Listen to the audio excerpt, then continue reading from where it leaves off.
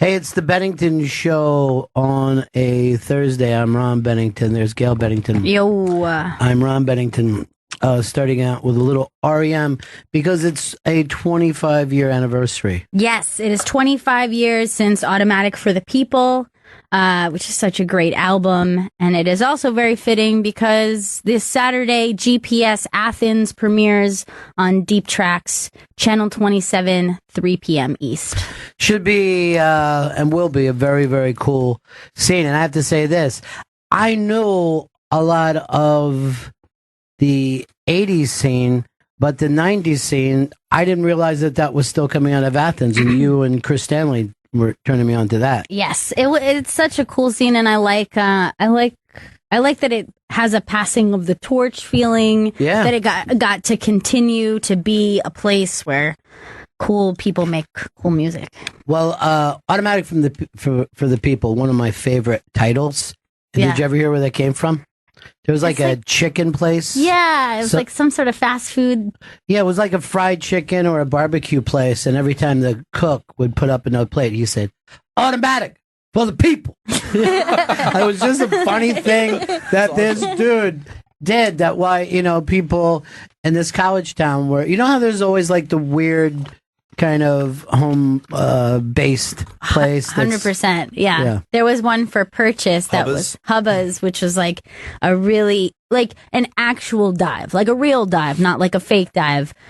Chili place where they put chili burger, chili dogs that were just like so good. Well, I mean, not food. So good. High food. You know what I mean? Like I have definitely had that sober and been like, this leaves something to be desired. Right. But it was more just like a cool place, and it was like the whole wall was like dollar bills. There it is there.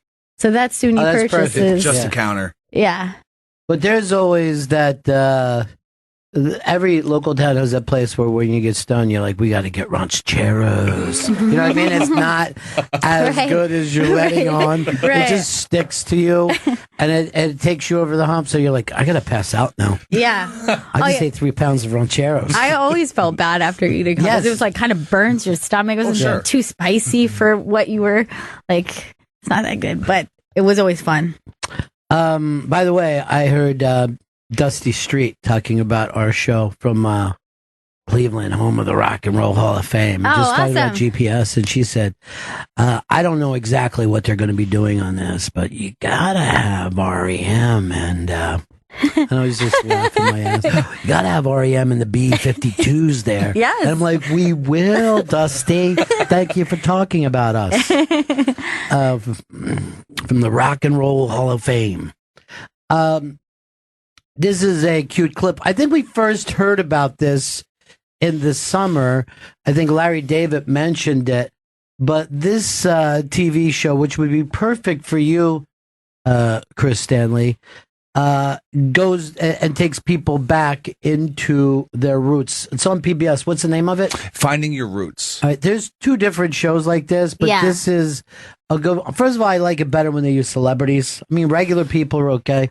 Celebrities are great, and I love when they find out somebody was a slave, which means their great grandfather was a slave master, or just flat out, you're white and your great grandfather was a slave master. Right. But this is Larry David finding out he's related to someone. We match your DNA against everybody who's been in any of my series. If you have long identical stretches, that means you're cousins. Oh, I have some cousins? Yep. I hope it's a good athlete. What the hell? You're kidding. Bernie Sanders, Larry David. That is unbelievable. It's true? It's true. Oh, that's so funny. That is really funny. That is amazing. That is amazing. Yeah. All right. Cousin Bernie. Cousin Bernie. Yeah. People say to me, they talk about Larry David, and I say, he does a better Bernie Sanders than I do. Yeah. Oh, my God. Top 1% of the top 1%. 1% on the top 1%. Top 1%. They don't know. Caribbean numbers. Man, that was the best impression ever. I know. Adomian's Bernie Sanders is just like out of control. James Adomian's everything is out of control. That is one incredibly funny, bizarrely talented person. 1% of the 1%. I don't know if... And we had the thing this year because we were watching those guys do that debate bit for a year, that by the time those characters got to say SNL, we're just like, I don't know. Right. That's okay, that impression. 10%, 1%, 100%.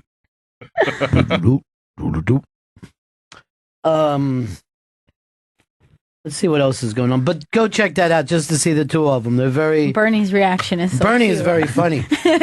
Bernie is so strange and funny. Now, Gail, you got something up on the iBang. I don't know whether I agree with this or not, but Billboard may start counting YouTube views into the music charts. Yes. So obviously, streaming changed everything for the way they're figuring out the way people are listening to music. But a lot of people listen to music just on YouTube, or they listen to it often through YouTube. So they're considering starting to put that into, I don't know how you call that, like their data. Their metrics. Yeah, their metrics. And considering this being like listens. I don't know, because you got the same little kid. You know what I mean? Like, you could have the same person. The same little kids the little kids want to hear one song all day long. Right. You know, so you're going to have 5-year-olds decide what's the number one song in the country? That's why Despacito has 2 billion hits. Not because 2 billion people bought the fucking Despacito single. But I'll give you another thing, though. Despacito is a different kind of song because that's a song that you dance to and you have a certain dance to do to it. Yeah. And those songs always got more replays. Now, I wonder if it within the metric, will they consider what is that, like the IP address or something? Like, will it be so specific that they're like, okay, this is like 100 views from one house, so we're not going to call that. Turn off their YouTube. That's what I would do. You've had enough Despacito. You've got to, we're going to give you 5 other songs that you have to listen to 10 times each before I let you have one more Despacito listen. I don't know if even the charts matter anymore. I don't know if they make sense anymore. Yeah, I think that, Billboard is definitely clawing at the idea of staying relevant as the metric of figuring out where pop songs go. That's a really good point. Right? They're like, how can we adapt to this world? Yeah. And so I think that they're grasping at straws, and who knows? I mean, that might not make sense at all. But again, I don't, now every classic rock artist, right, can open at number 1 in the Billboard charts because they sell 50, 60,000 albums the first week.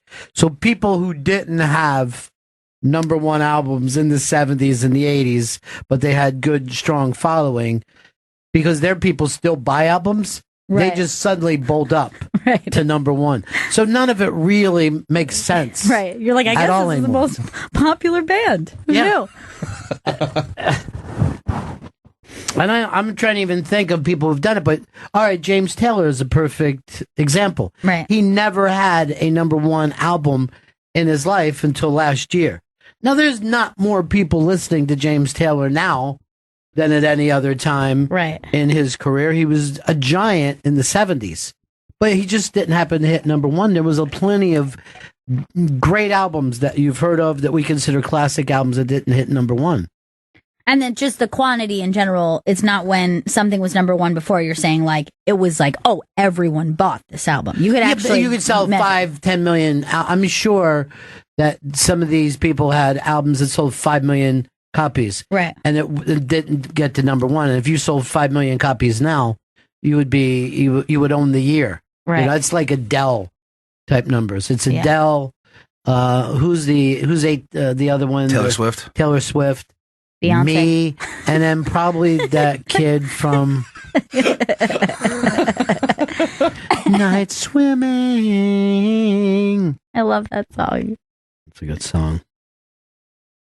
I was actually telling, we were talking about this suburban thing. We wanted to do a segment on the suburbs, and I was saying that the city kids have no idea what pool hopping was. And when I was a kid, we would act like we were sleeping over each other's house or we were putting up a tent somewhere. And then we would say, tonight we go into every swimming pool in this fucking neighborhood. You were like 11 or 12. But fucking do it too, man. Pussied out last night. We're diving in everybody's pool. The Cardillo's pool. We knew where everybody who had a pool. And then that was like the boldest thing for an 11-year-old. Why is it that children hate when other children are pussies? I don't know. Like, why does that change things for you? You could still enjoy your experience. And everybody like worries about like, does my kid fit in? Is my kid? But every gang, every group, every squad needs the one kid who's borderline. You know what I mean? Like, you're gonna not fucking hang out with us anymore unless you throw that rock at the train. You know what I mean? Like, you gotta have that guy. I hit someone. That kid is great. Yeah. Look, I'm going home. I told you. I have a show to watch. I'm not missing Mork and Mindy this week. That fucking kid makes everything. He helps other people get to cool and leadership places. You got some people like young Chris Stanley. Let's face it, they were just born cool. You're not going to get out of that. Clothing alone. Yeah. And having the thumb up. A thumb up lets everyone know. Don't worry, I'm cool, everybody. By the way, Stephen Knight sent this to us, that in Hillary's book, which I haven't had a chance to read yet. I'm waiting till it comes to. No. But she gives a shout out to Tito's handmade vodka. Yeah, it's awesome because she's in the passage she's talking about. She's, I think, in Texas with Cecile Richards, who runs Planned Parenthood. Yeah. And she's like, and I ordered myself a martini, and Cecile insisted that I try it with Tito's handmade vodka, and it was amazing. They're like, that's awesome. You don't think, right? That there was a little commercial? She called it the Pride of Austin as well. Really? Yeah, she said, with Tito's handmade vodka, the Pride of Austin. Wow, that's exciting news, Chris. You should have been on that. You got a hold of Beth. We've been putting together the Thanksgiving show. And I mean, if this show is the show that's in our mind, it's going to be fucking fantastic. Yeah. It's going to be the best thing that we've ever done. I don't think we've ever had this much fun planning a show. No, normally we're just like, this thing will work out great. And then we get there, we're like, fuck, let's go as fast as we can. Get through this. What the fuck is wrong with you? Throw something at Chris. Ow. I don't even want to talk to Chris again. Chris, you're dead to me.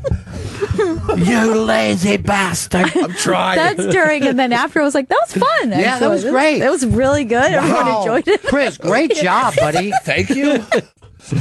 Sorry for throwing that at you. And then seemed tense at the time. We're going to do something this weekend on, is it going to be Raw Dog, Vito? Yeah, it's going to be on Raw Dog. Okay. Raw Dog. Aggressive. Yeah. Just be a regular guy. So very aggressive. Just be a regular guy. It's going to be on Raw Dog, baby. I couldn't find the right headphones. So it's, we found out Monday is Columbus Day, right? Yes. Which, by the way, is a company holiday, but, you know, we take a lot of our own holidays. So, I don't know. We could. It's one of the things, by the way, Chris, the producer should know when the company holidays could have fucking planned something. Was it a company holiday? I don't believe it's actually. I think it is. No, I think they took that one away from us. Why? Because of the fucking smallpox and the Because rape? of smallpox and all the rape and pillaging? Anyway, we're me and Vito. I don't know. Gail, you're the one who had the anti-Columbus stuff when you were a little girl. Yes. You got it from those liberal teachers at your liberal school. But we wanted to do a salute to Italian American comics. Yes. Because this is my opinion. If you look at stand-up comedy and really comedy in America, first is the Jews, right? Yes. Thank you. Second is the Italians, who, when you start to pay attention to their stories and their jokes, are about as close as Jews are. Yeah. You know what I mean? There's a real It's the thin line connection. between the two. And then you're going to have a short Irish and then blacks. in this country. They're the ones that have really get. And now where we are, Asians. Asians are the new. They got their own thing going on. They're the new blacks. And then women's, always women's. The race of women.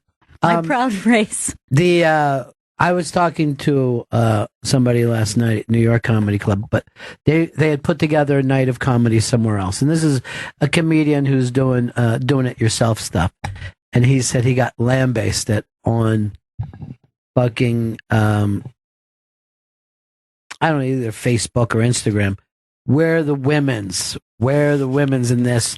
All these young women comic were attacking him, and this guy, he's like a sweet fellow. You know what I mean? So he was like, I had Marina Franklin and she dropped out. And he was trying to me, I had Marina Franklin.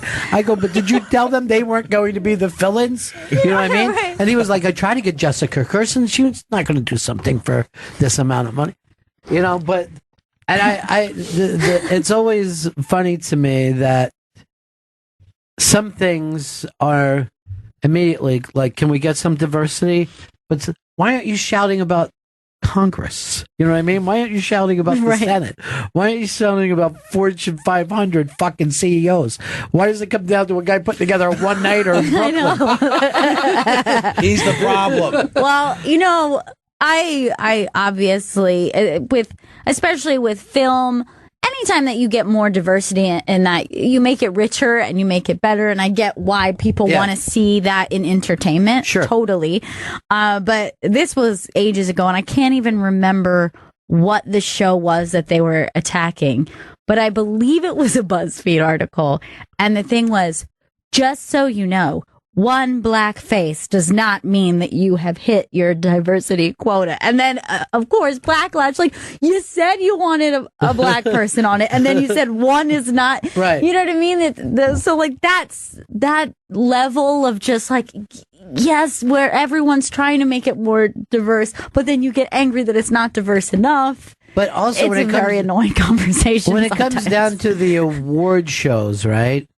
Who gives a fuck who gets an Emmy or an Oscar to begin with? Right. So that's the least of our problems. Yeah, especially the award show, because the real conversation is make art more diverse, because you need to find more people, women who are screenwriters and black screenwriters. Right. Do that. But then to just be like, hand people awards, isn't that awkward? Isn't that a weird? You got to dial it back first and go, oh, we're not getting enough of this type of entertainment. We're just handing awards those awards stink anyway. I mean, how many times, what percentage of the last like 20, 30 years would you say you liked the best picture? Like, you know what I mean? Very often most of the time it's not your pick. Just like president, most of the time you do not get your actual pick in there. And there's some of them that I'm just like, that's a fucking joke movie. I know. And that some of them, a year later, you're going,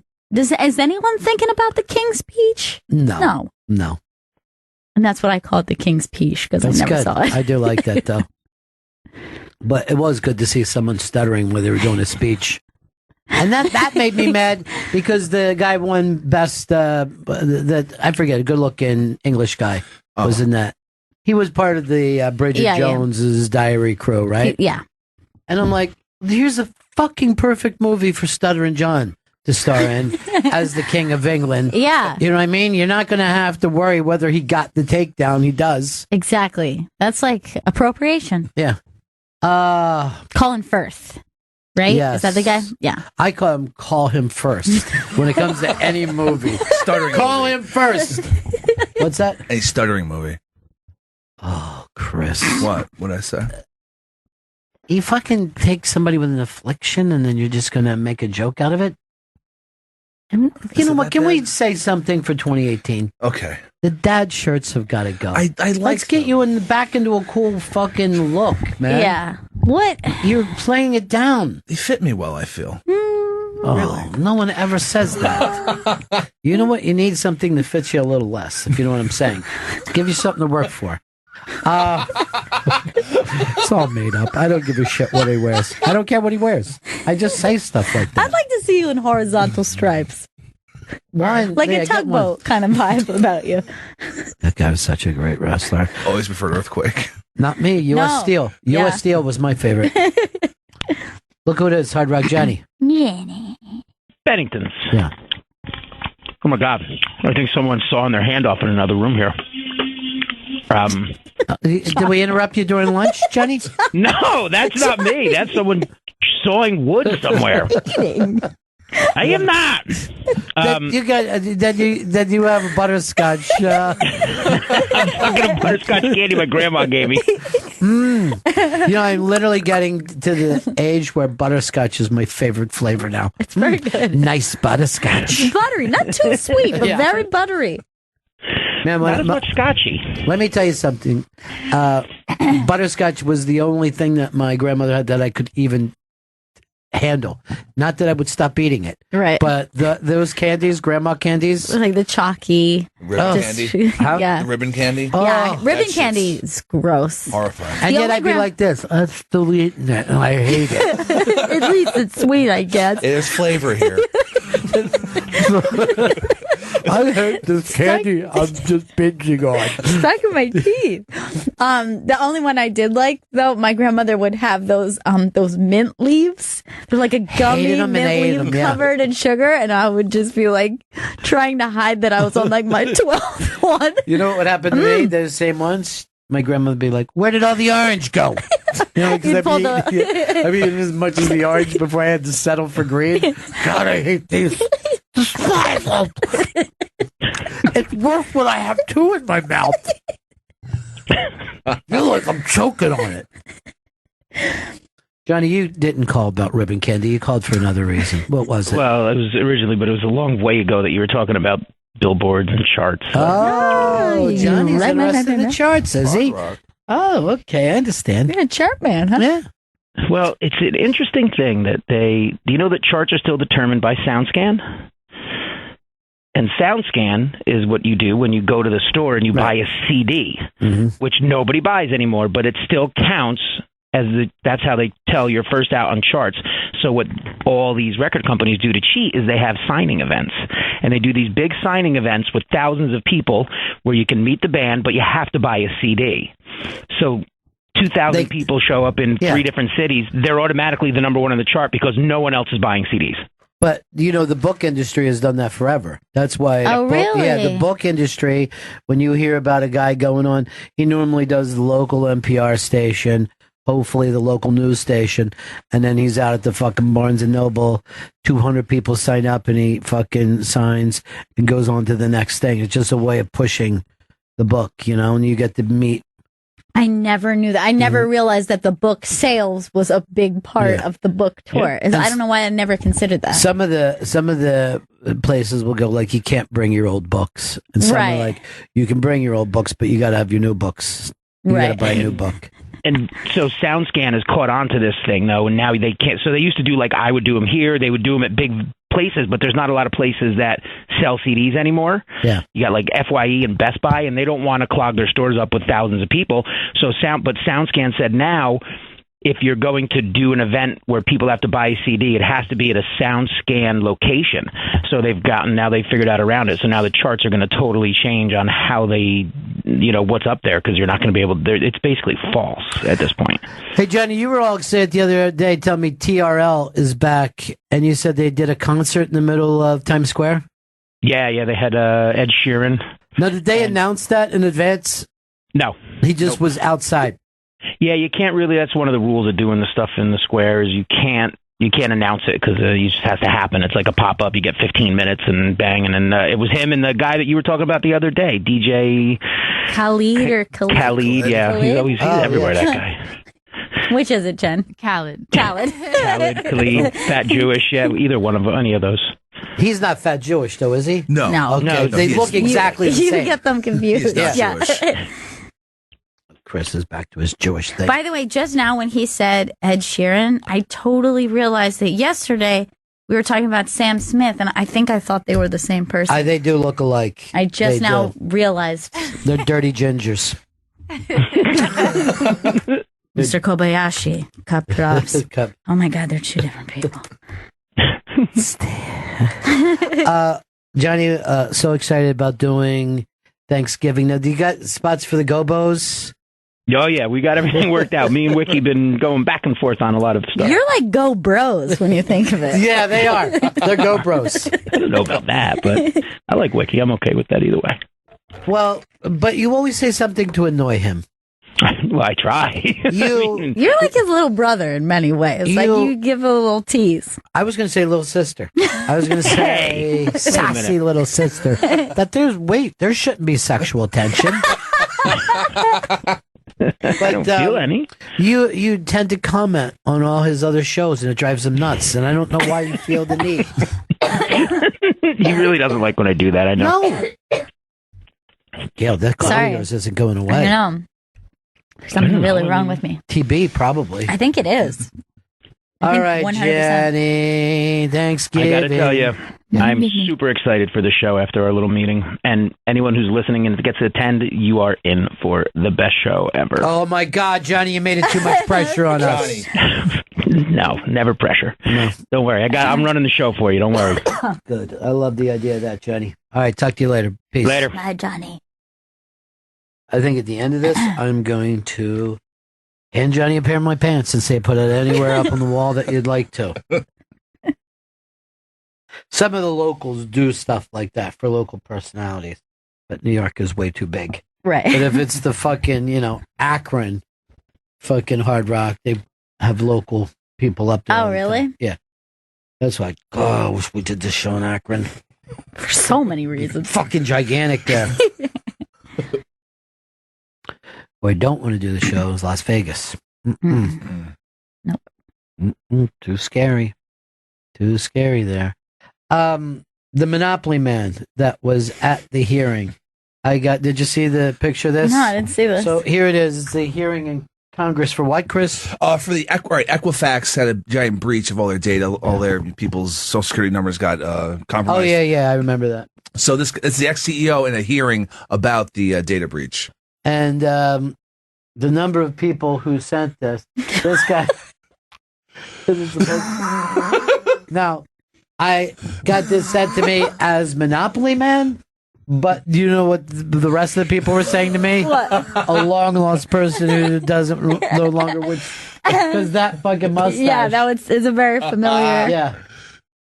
It's such a funny bit that he's doing. His bit, and he's just interesting. Instead of going big and over the top, he's just pretending like he's interested. Do not pass go. Do not collect $200.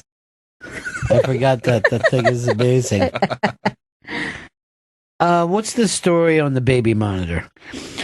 So this is really, really surreal. So Mattel has this new baby monitor that is like a smart monitor, interactive, kind of think the same idea as like Amazon Echo, where you can talk to it and it'll answer things and go back.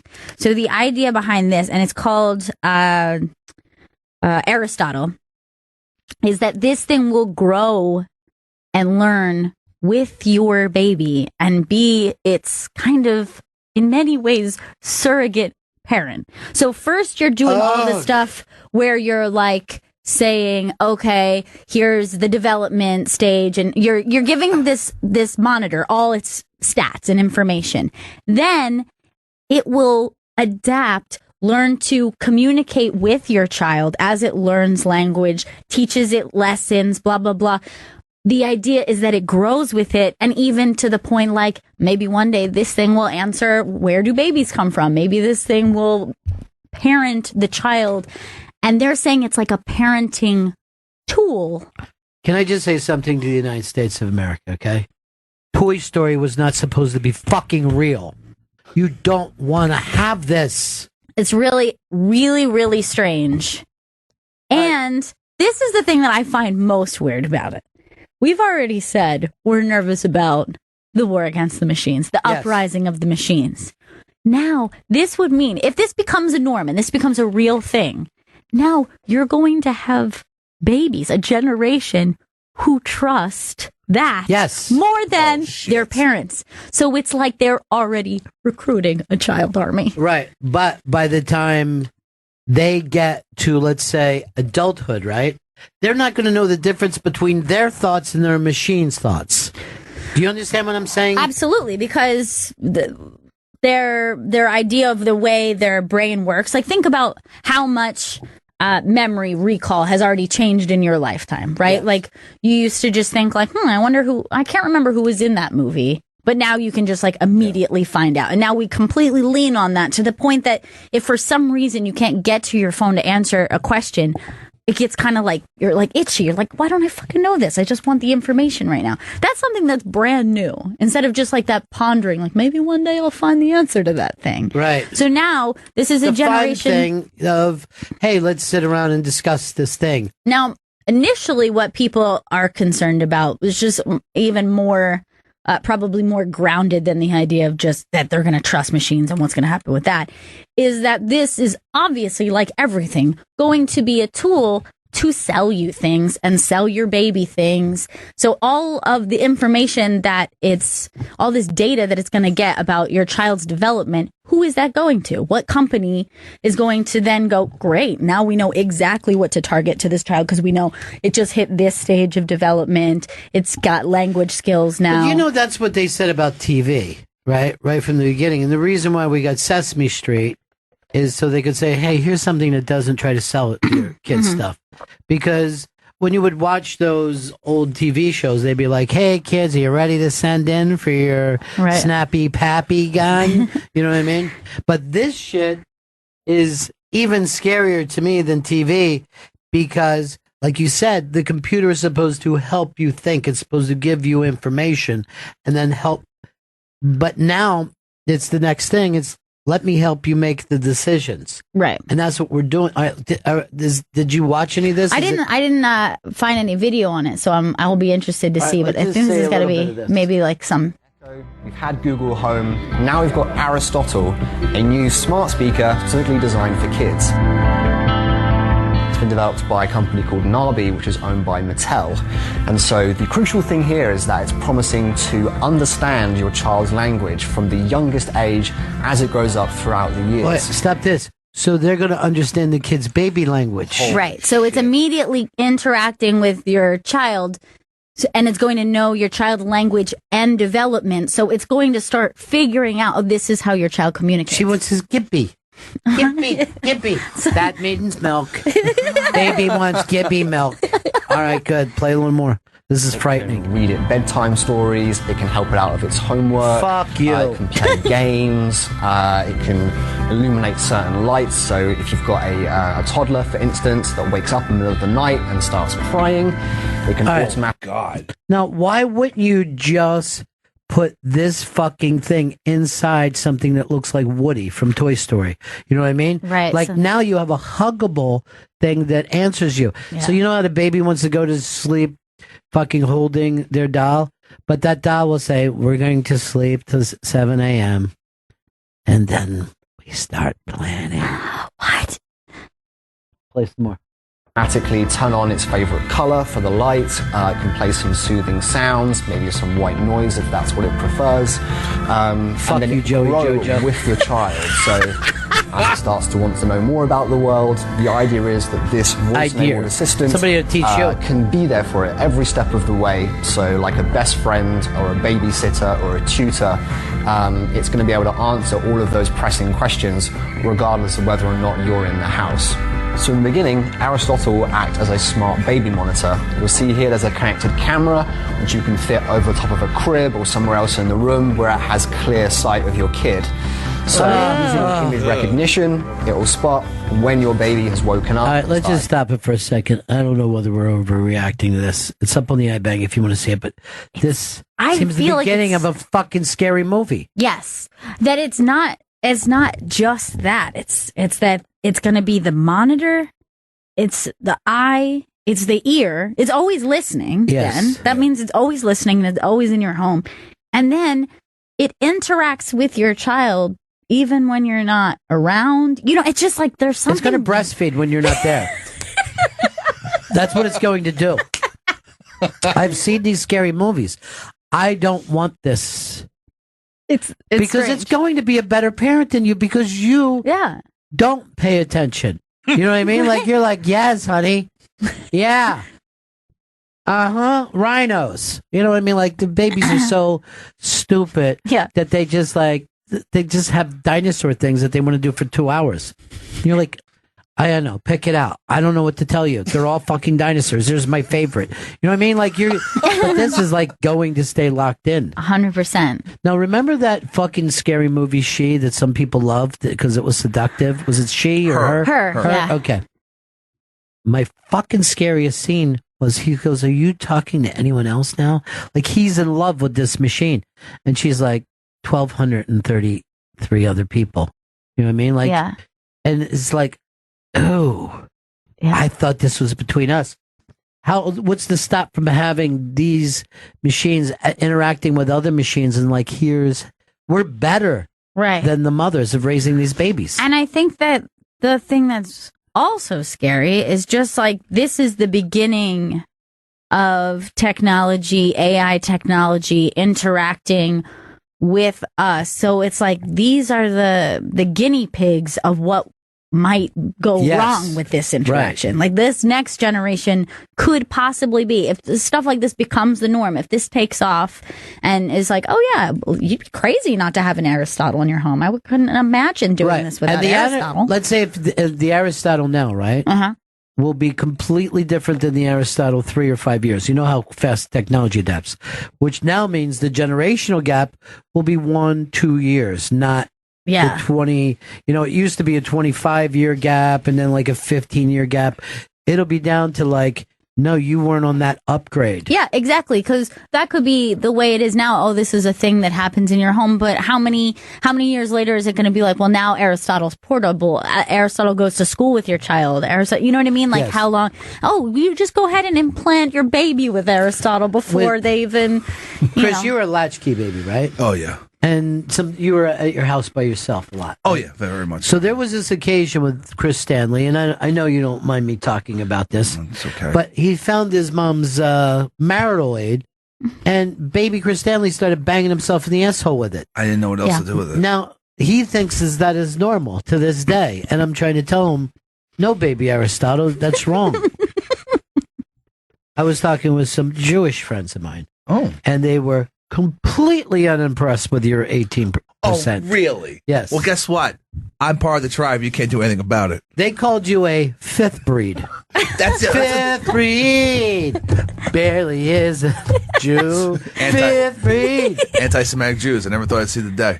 Then you don't know Jews at all. Nobody's harder on Jews than other Jews. Look, you're a fifty, a filthy 50. Look, a fifth is a huge chunk of DNA. Ew. But I was trying to. You brought up something interesting to me yesterday. If you're a fifth, right? Is that what we decided you were? A fifth? Yeah, fifth. Yeah. And I believe it's your mom, and that would have probably made her a 40%, right? Mm-hmm. Statistically, let's say she came in at 40. The dad was at 0. Chris would be at 20. Makes sense, yeah. I don't know if that's the way DNA works. I'm going to say, maybe I'm making up a whole new way of doing DNA. That's how I've always assumed. Yes. That you were just like whatever your parents were, you're a diluted version of what your mom is. Let's say you're a guy comes back from Vietnam with his Vietnam wife, right? Mm-hmm. They have a baby. Yeah. White, and that baby's half Vietnamese. Right. That baby marries another white person. That baby's going to be 1/4 Vietnamese, right? And now the next one marries a white person, 20% Vietnamese, exactly where Chris is. So you're probably your great grandmother or grandfather was 100% Jewish, is the way I'm putting it. And when you put it that way, that sounds decently Jewish, doesn't it? Yeah. Like not to Jews, not to pure Jews. To people like me, he is a Jew, everybody.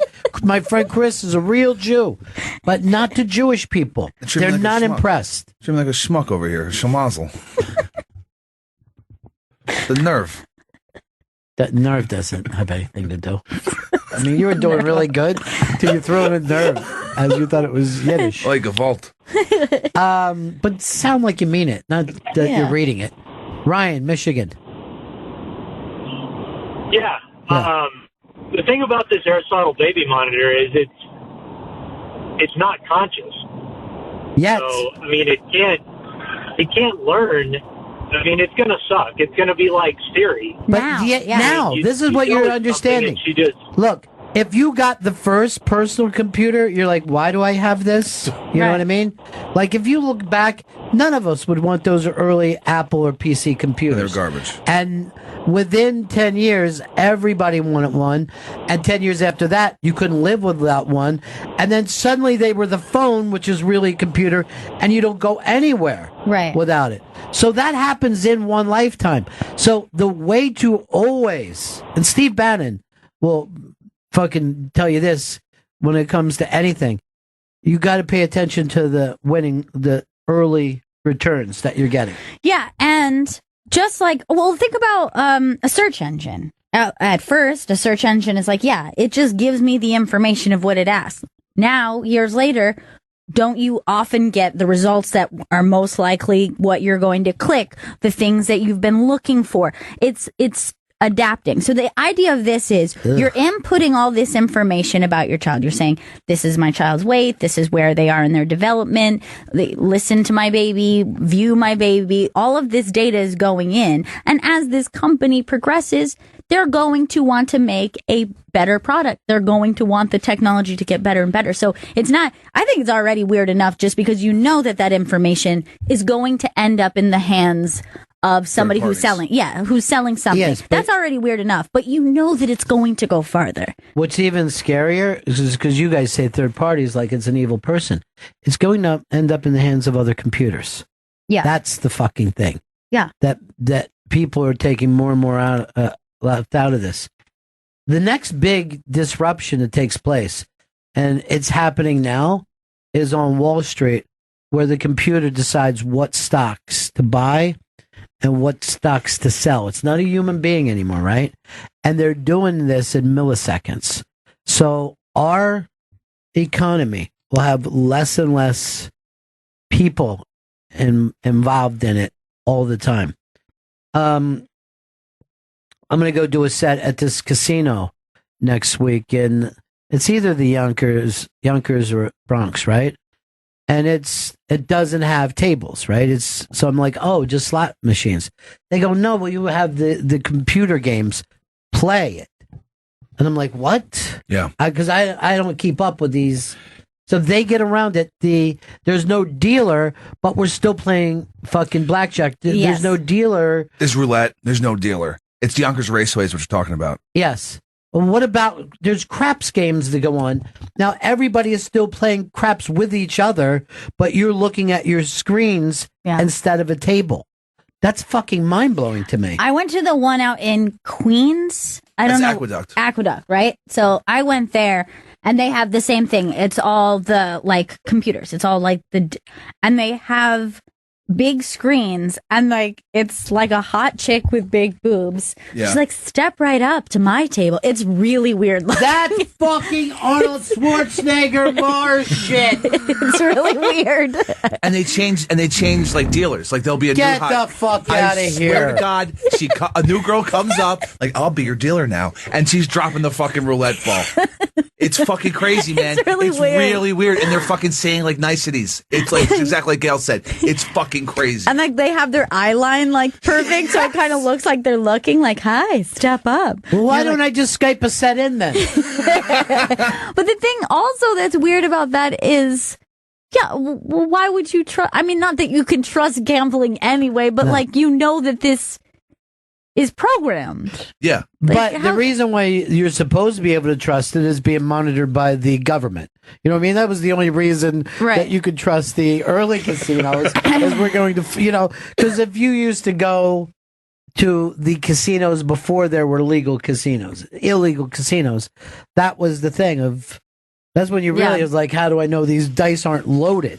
Right. So the reason that those computers would be on the up and up is because they don't need to cheat. They have math on their side. that they're going to make a profit. Right. But again, why do you need to go to that room? Why can't you just sit in a laptop at your house? Here's one of just a video blackjack where they put a woman dealing you cards. And it's just linked to your table wherever you're playing, whatever racino you're at. Jack, watching energy. Catherine, and welcome back to the table. You're right. Heating on to Is this happening for real right now? This is it's, at the time when this was recorded, it was, but this is just a YouTube video. It's next bit. It's just a woman staring at a webcam. Insurance options available. Now, is she real somewhere or is she CGI? She's real somewhere. Okay. It's a blackjack. It's fucking weird. Now, is that how this is at Empire? I don't believe they have blackjack, but they do have the roulette, and they have... I know they have craps. And they have craps, yeah. I turn this off. It's creepy. Make me want to go fucking play. Oh, man, I don't know why everybody else doesn't feel the same way about the machines as I do. Big trouble right here in River City. I don't even know if I want to know the Olivia Newton-John's daughter thing. Chris, do I? It's it's very weird. It's up on the iBank. Why don't you just explain it to me, though? Olivia Newton-John's daughter, she went onto Instagram and made a long Instagram post saying that, she feels for all the Las Vegas victims, but that everyone should realize there's a darker, larger element in play, and that dude did not shoot those people. Everybody wants to get to that point so fast now. Yeah. That the obvious didn't take place. Now, what does she think the reason is that this guy's a patsy? She was very vague and just said there's a larger, darker, bigger organization behind this. So she thinks that this is a government conspiracy? She never said the government, but she just said a bigger, darker organization behind this abortion event is what her words were. I want you to send her something on Instagram from us, right? Instagrammer. Just simply put this and write down everything specifically. Got it. I got chills, they're multiplying. I got chills, they're multiplying. And I'm losing control. Losing control. Because the power you're supplying. Because the power you're supplying. It's electrifying. Electrifying. No, just right. You better step up. You better step up. Got it. Yeah, this happens so fast now. It happens so fast and no one... There's always conspiracies about everything. Yeah. It does happen very quickly. I mean, I guess the only positive is at least she's not saying like these people aren't real, because that is certainly one of those type of things where like none of these victims were actually real people. The government brings in fake dead bodies or other people they killed. And they call it a false flag. I hope you had an L in that. Flag. Okay, good. Thank you. Thank you so much. You're changing, and it's working out great. You're improving every day. Thanks to Aristotle. Aristotle is teaching you to be a good person. Maybe that's a good way to manage the staff. Vito, your Italian-American show that you're going to be doing, right? Gail and I are hosting it? Yes, you guys are the hosts. Gail has Italian blood in her. I have zero, okay? Mm-hmm. Is that a problem? No, man. Italians are all family. Will you be around and produce this to help let us know? Now, this one comic. It's Nick DiPaolo? Is that, am I saying that correctly? Nick DiPaolo. No. Nick DiPaolo. Diplo? DiPaolo. How is it? Nick DiPaolo. Okay. You got Sebastian Maniscalco in there because the Italians love him. I had to include him. They love him, Vito. Now, Vito, run me over the list, the finished list. Because I don't know what it is. I make things harder on people. I get an idea, but no one will say, this is already locked. I could have dealt with that. And even and by the way, Chris doesn't answer it. I send it out to Jen, everybody. Never get any feedback except for the poor motherfucker who's in charge. That guy's fighting for his life. I did respond about the intro. That was my biggest problem. I would change that right now if I was going to be totally honest. I told you why. What is he doing, Jen? Can you tell? He's just printing something out. Printing instead of being here already printed. That's the stuff that I tell him. He better start leg shaking. We got to get him an Aristotle. He needs an Aristotle. So badly. Or maybe because he's Italian, we can get him America's Vespucci. He learns about the maps. By the way, everyone just talks about, you get shit named after America's Vespucci. 2 fucking continents named after him. That's the best naming in history. Wow, that went far. Tommy Pescatelli, excited. You know, this is going to be a lot Paul of fun. Verzi. Lisa Lampanelli, Eddie Pepitone. These are my favorites. Adam Ferrara. Italian people are funny. Yeah. Here's the thing that bothered me about Adam Ferrara last time we were with him. This fucker, he doesn't have his bifocals. He goes, "Can I borrow your cheaters?" I lent him them. He's like, "Thank you. You're a godsend." Then he brings it up during the show, and he said he could see fucking atoms with it or something like that. I'm like, you're the one that's fucking blind. You're acting like you can read small things better than me. Read one without my fucking glasses. Now, Gail, you had brought this up. Like you said, you don't have any problem with that, right? With using a straw. Yeah. Can you use somebody else's glasses? I would have no problem with putting someone else's glasses on. Does not bother me. I can share food, fork? Straw. You could share a fork. I can. Could you share a fork with Chris Stanley? All right, that's a bit much. That's only because I watch him through the day. You know what I mean? Like, it's like, all right, let's say this is like the Could you share a fork with with Chris Stanley's girlfriend? Could you go, yes, 100%, here, take a bite off that? That's interesting. And you don't even know her. Yeah. And you know she kisses him. It's almost like knowing him too well works against him. Let me go to Jen. Jen, could you share a fork with somebody? I don't like. She's not a big fan. Boyfriend? That's weird. Yeah. And you lick each other's tongues, right? And then you can't use the fork. It's very strange. Now, my grandmother on my mom's side, she cannot share a fork, a straw with her own grandchildren, with her children. She's so weird about it. I'm that's terrible. I'm family. I'm like, we She share also blood. gets grossed out if someone takes a French fry off her plate. She's like, oh. And I'm like, that's your granddaughter who just touched your fucking French fry. Yeah. But and that's, to me, that's insanity. And she was so disgusted and weirded out because one time my little cousin took a huge bite of food, and I'm very weird. Like I come by this like naturally that I have a weird thing about choking and don't want kids to choke, and it freaks me out when and my little cousin took too big of a bite of something. She started and tried to talk at the same time. And I put my hand out and I go, spit out half right now. And she spit out half of her chewed up food. And my grandmother was like shaking in the corner. Like she was looking like, I don't understand how you just did that. No, and I'm by like, the way, this is my cousin. She's not talking about my mom. She's talking about my chick's mom. And I'll just say this. That woman is not grandmaternal. You know what I mean? There was no leaving the children with her.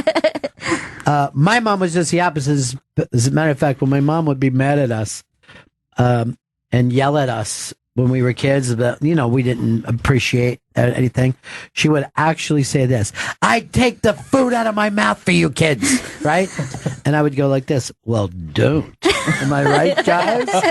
And then, ping, pow, boom! You should have fucking seen my eye was out the hip. I'd always say that extra thing to get a smack. Sure. But I felt like this was going somewhere, and I'll finally get my older brother and sister to laugh. Worth the smack.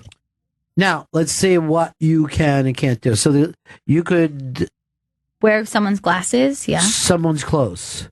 Yeah. Could you wear someone's bathing suit? Yes. Are we saying right off of? Yes. Could they take off? Let's go all the way. Could you put on somebody's underwear? So we're talking about just they take it off. How long have they been wearing this pair? Let's say Jen put on her underwear this morning. Okay. Right? And then you need some underwear. I guess you pissed yourself. Yeah. Or just I'm not wearing any. You're not wearing any. True. You're just like, Jen, I have to do this thing. Can I get your underwear real quick? Could you put them on? You know what? I'm going to say I could do it. If I was in a situation that I needed to put on someone else's underwear, I'm an emergency. Let's say I was about to be on stage and I was like, I forgot my underwear. Yes. People are going to see up my shirt. And Jen's like, take mine. I would say, yes, I could do it. I want to She say looks this. like she doesn't want me to, but I would. And this I could easily put on Jen's underwear right now. I'll wear Jen's underwear every single day. Now, Chris, nothing bothers you, right? No, I don't get skeeved out. You could get down in a dog bowl and lick both you lick and water together. But you and a would dog. have sex with a dog is what you're saying. Not bagging dogs. Some people freak out if they see someone kiss their dog on the mouth. You ever see that? Oh, yes, I know. And, I don't want to stereotype, but I have heard that black people really dislike the fact that white people let their dogs kiss them on the mouth. I know I've heard my black friends say this. I've seen it on social media as a discussion point. They find it really gross that we would let a dog kiss our mouth. All right, here's one for you. You got Poland Springs water bottle, right? Okay. You take off the cap. It falls and hits the ground. Can you put the cap back on? Yeah, I don't love it. I give it a little blow. What about on the street? I think I would. The pissy streets of New York. I think I would. I probably would. I guarantee you, every inch of New York has been pissed on by man nor beast. But the weird thing is, the one thing I don't like the idea of is bringing food or drink or liquid into a bathroom, public or private. So if that same thing happened on an actual restroom floor, no, forget it. We're done with that thing. But if it was just on the ground, here's the weird thing. Mm-hmm. Here's the change. On the streets of New York City, yeah, I probably would just give it a dust off and maybe put it back on. I kicked a cap last night. But subway, never. No, never in a million years. If I dropped that cap on the subway, that cap is done. That's not something that goes back on. I don't know why, but specifically that, no way. Now, everybody's shared a needle before. I mean, there's no sense in using all the different works if you got heroin. But could you split an enema with someone? Could you say, I'll take half a bag, you take the other half a bag? Or is that too much? To be honest, I don't even want my own enema. I know. Vito, you're queasy or you're like Chris, you're lookalike? I'm weird on it, so fork I don't mind for some reason, but a straw or a cup situation would gross me out. Gail gets mad at me because I won't share a drink. If she has a drink and she's like, "Do you want to taste this?" I'll say no. Do you understand? In the army, everybody would pass a canteen around. You've never passed a fucking bottle of wine around with your friends? I think it has more to do when there's lipstick involved. Lipstick really. It's really mean. I mean, if I'm oh, see how there's a little mark of my lipstick. He gets so grossed out by it, and he said he would never. I guarantee you were raped by an ant. I think it's because when I was growing up, every one of my aunts wore thick mixed lipstick, and when you saw the cups or when you get kissed, it sticks, and it's just. I just don't. You'd have lipstick all over your balls, and you're like, "Oh my god, I got to take a shower." No, no. The obvious answer is no. No, all of it is made up. All the stuff we say is made up. But yeah, no, I can't do bathing suit. I really wouldn't mind. I don't care. Underwear doesn't really bother me for some reason. You can put on Chris's underwear right now. That's the grossest thing you've ever said. No, he isn't. He's a person. Thank you, Ron. So Ron's underwear you would put Ron's underwear, yes. Chris's underwear, no. It's fucked up. I was at Five Guys with this scumbag Vito. All right, sounds like your friend Vito. And he has they have the peanuts. So yes, of course I know how they have. Why would you say something that everyone's ever been is, right? He has a little bowl of peanuts, right? And a bowl, whatever that little cardboard boat, whatever it is. And I take one of the peanuts, crack it open, eat it. Put the shells back in the whole thing of peanuts, and he freaked out on me. Because the reason I flipped out was because I set up two things where one was for shells and one was for fresh peanuts. Fresh peanuts. So what would your problem? Do you not want to touch a shell that's already been shelled? Or shelled? His mouth shell. It's just I want it when I crack open a peanut, I just like to get rid of the shell and I like to have my peanuts That's there. OCD. And he completely went against my system. I understand that you had a system and it's a system that any human being would have, but there's still not something wrong with touching a shell. No, I kept eating already them. Eating peanut. And he's wasting an extra cardboard boat. I kept eating them, but I was like, why would you do this? This world needs help right now. Now, when did you guys go to Five Guys? A couple weeks ago. Did you have the new shakes? No, I didn't. Yeah, they're in the commercials now. I haven't been since they said what they kind got of shakes new shakes. They got? Milk. But they've never had shakes all these years, and they just made the announcement. We now have shakes, and I thought if you're going to announce that you have shakes, you probably should try to have the best shake that's ever been made. Yeah, you don't want a mediocre shake, and then no. Now, Shamrocks tweeted to us. Shamrock shake, just regular Shamrocks. How does everyone feel about sharing an ice cream cone? Because that's one specific that even people who are fine with it normally to share food, but it's a licking thing. With your girl, everybody would share, but I've never seen two guys share an ice cream. When I saw Jake Gyllenhaal in the street, I was sharing a cone with our former intern Connor. It was a $7 cone, so I was like, I was paying for it. I was like, I can't justify buying two of these things. We're sharing this cone. Where did you see Jake Gyllenhaal? Why is this?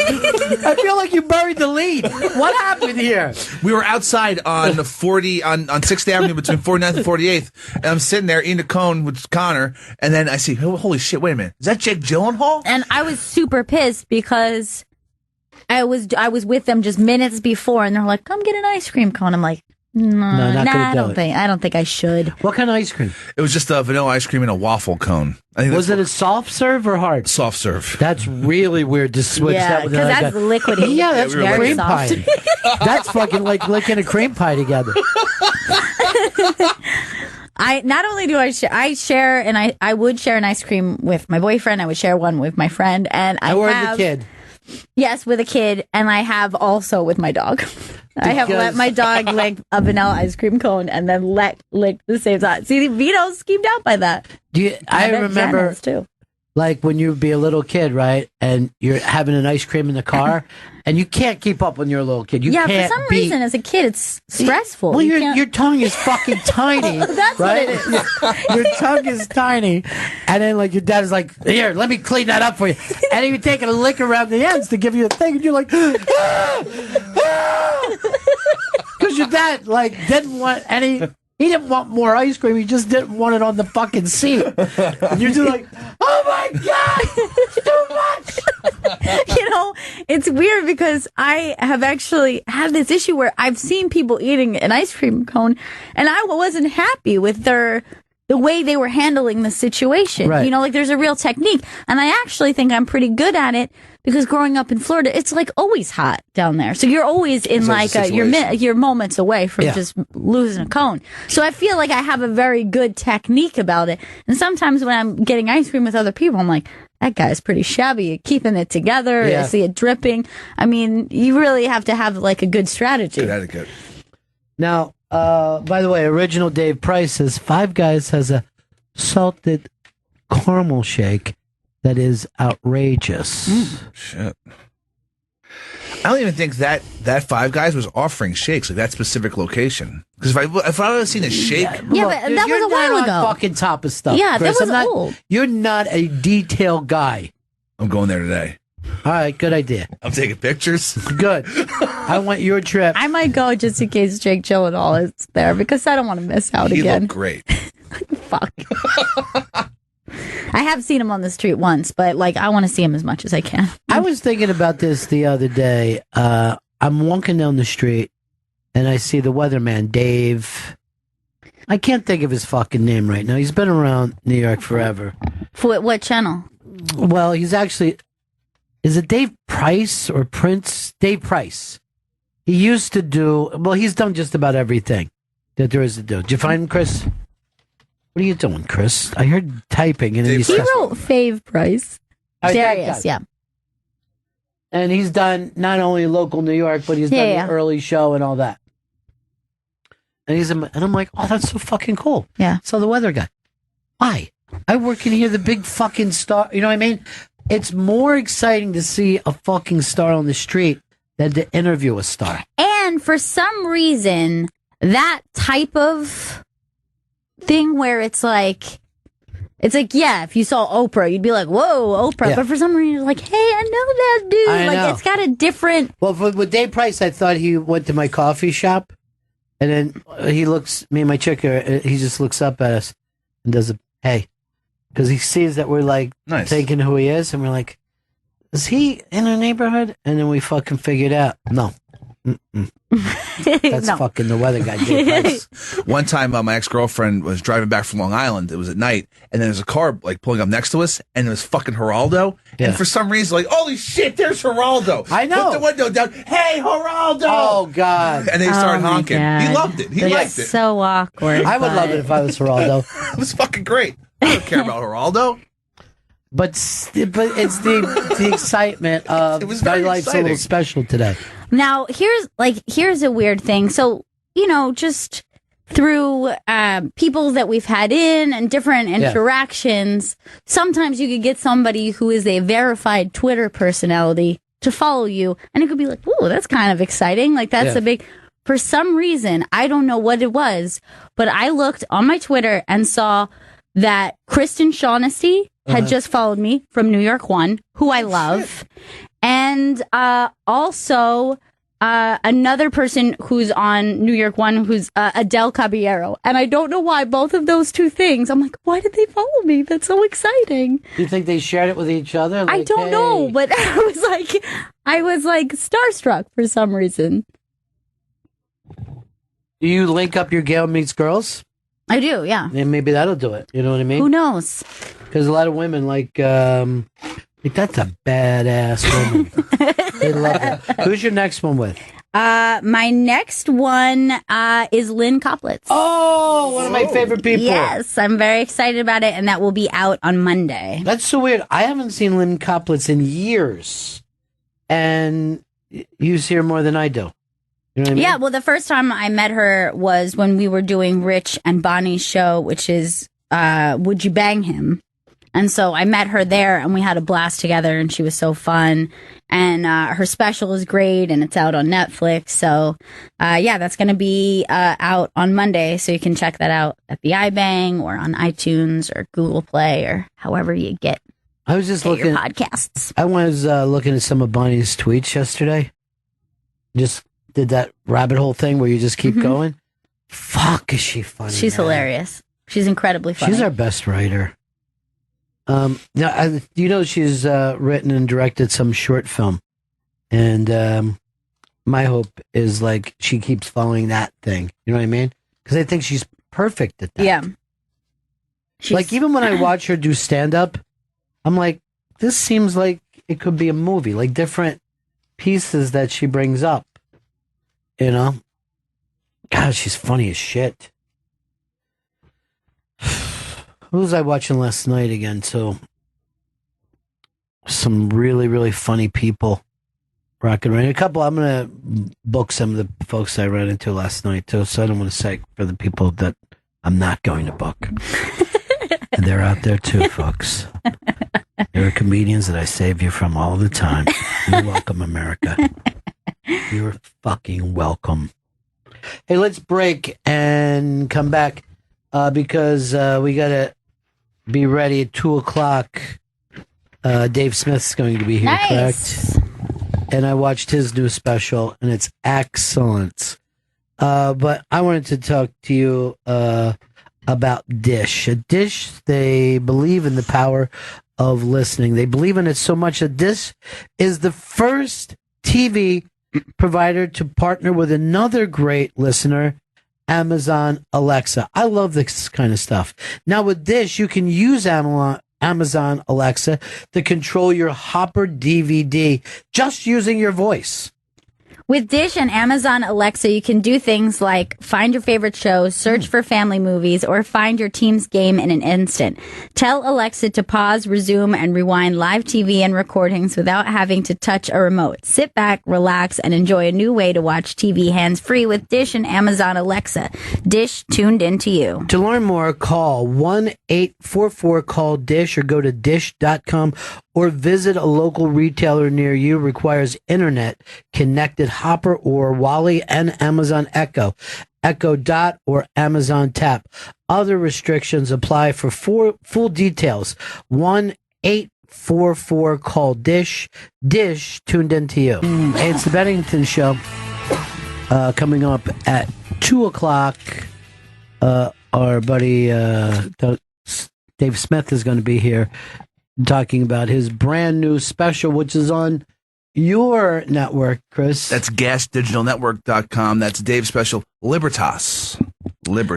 And this was shot at the Triad Theater. I don't know whether you've ever been there. I don't think I have, but it's a really cool theater. Yeah. It looks really great. It's really, what's cool about it, too, is it's owned by the guy who started Catch a Rising Star. Mm-hmm. And it's kind of more theater-based than anything. So there's That's on the Upper West? Upper West Side, second floor of this place. But they do this funny bit that's going on for years. And they have celebrities read from other celebrities' bios, right?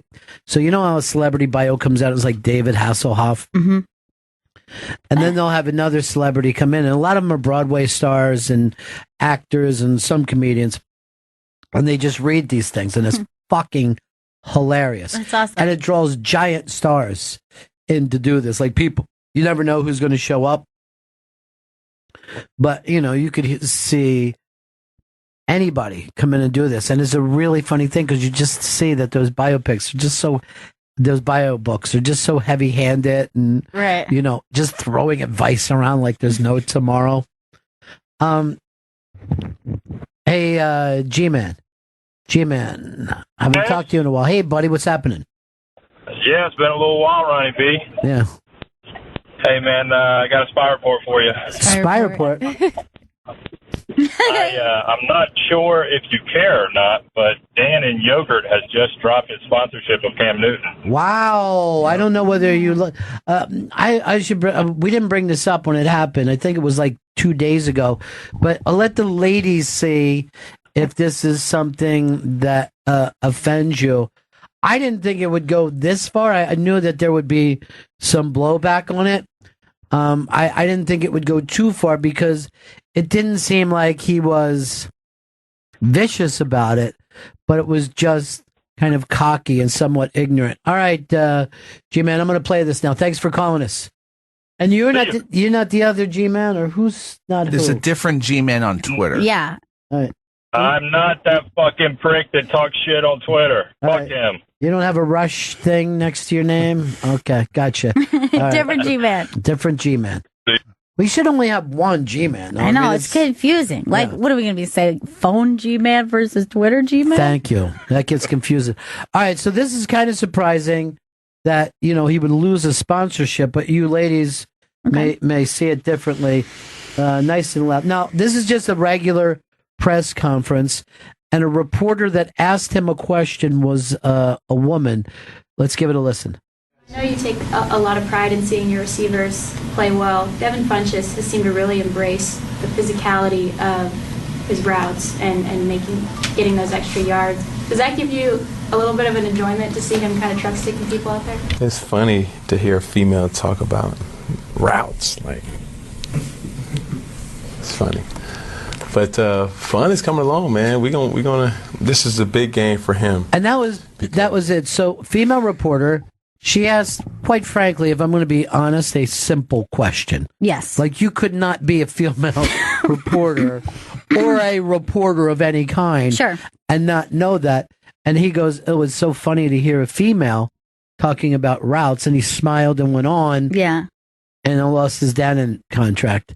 What do you think of it, Gail? I think it's so ridiculous and stupid. I mean, it was so obnoxious the way he responded to. It's not like he went, "Oh, women are stupid," and why would you ask me? But he was like, "This is weird." Like it's adorable. Like, and he like smirked. Like, it's so weird to hear a female talk about. Yeah. It was very patronizing for someone who's like, obviously she's a professional person, and it's just weird. It's 2017. Like, he dabbed himself back to the 1950s. It doesn't even make sense that he would be confused on that in any way. You know, even when you're a little kid, like when you're 5 or 6 years old and you're playing in the backyard, you learn about a square out, square in, button hook, post. These are not complicated. Like, obviously, pros are more complicated than any other type of football.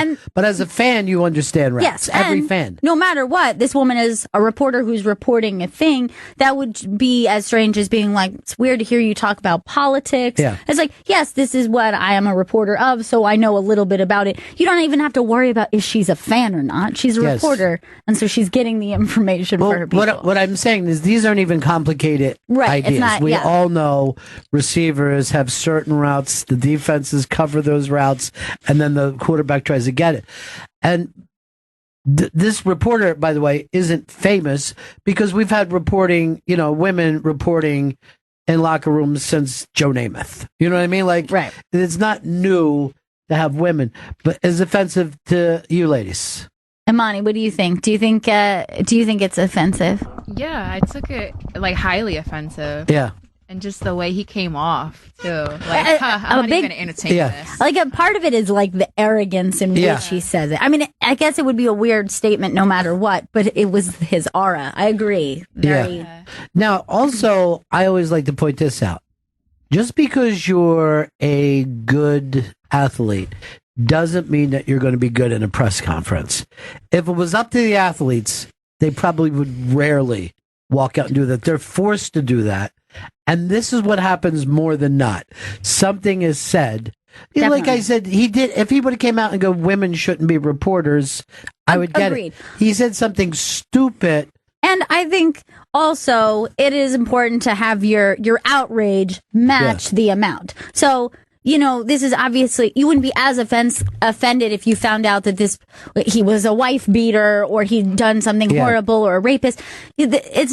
I'm not that offended, but I'm just like, it's ridiculous what he said. It was pretty offensive and infantilizing of this person who's obviously a professional. Now, what do you think, Jen? When I first saw it, I was like, I didn't see anything that wrong with it. Yeah. And I still kind of don't, honestly. You're so old-fashioned and sweet. I love that about you. She is old-fashioned. Yeah. She's an old-fashioned. So 2 of 3 women. Yeah. That's how you can find out. 2 of 3 women find this offensive. Now, that's it. That's all the numbers we need to do. That's it. I have a small, but it's precise.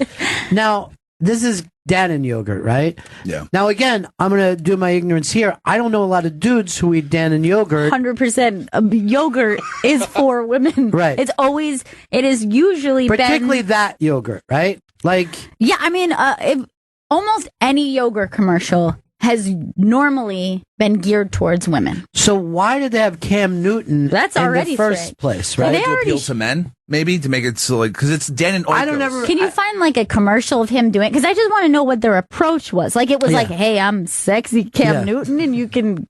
Or did he say, yogurt, it's not for bitches and hoes anymore. You guys can get Dannon yogurt. All right, let's see how he went about this.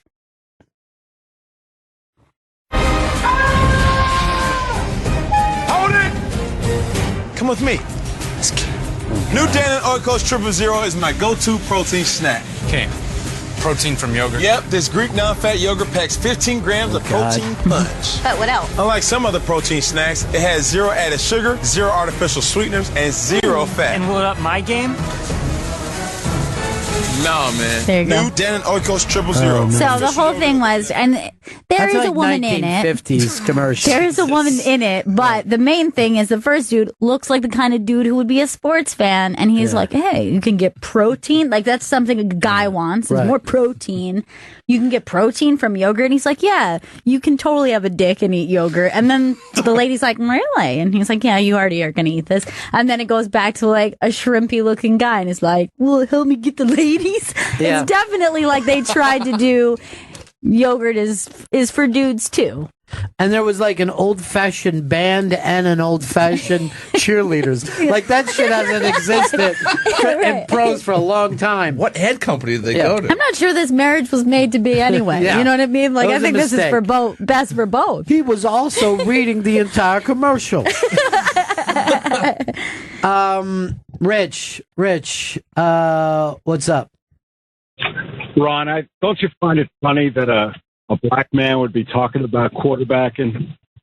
Yeah, that's really funny. That was something that took place I guess in the late 70s to early 80s, can a black man be a quarterback? They're great athletes, but do they have that leadership and decision-making ability? This was discussed by what would at the time be considered smart people. Yeah.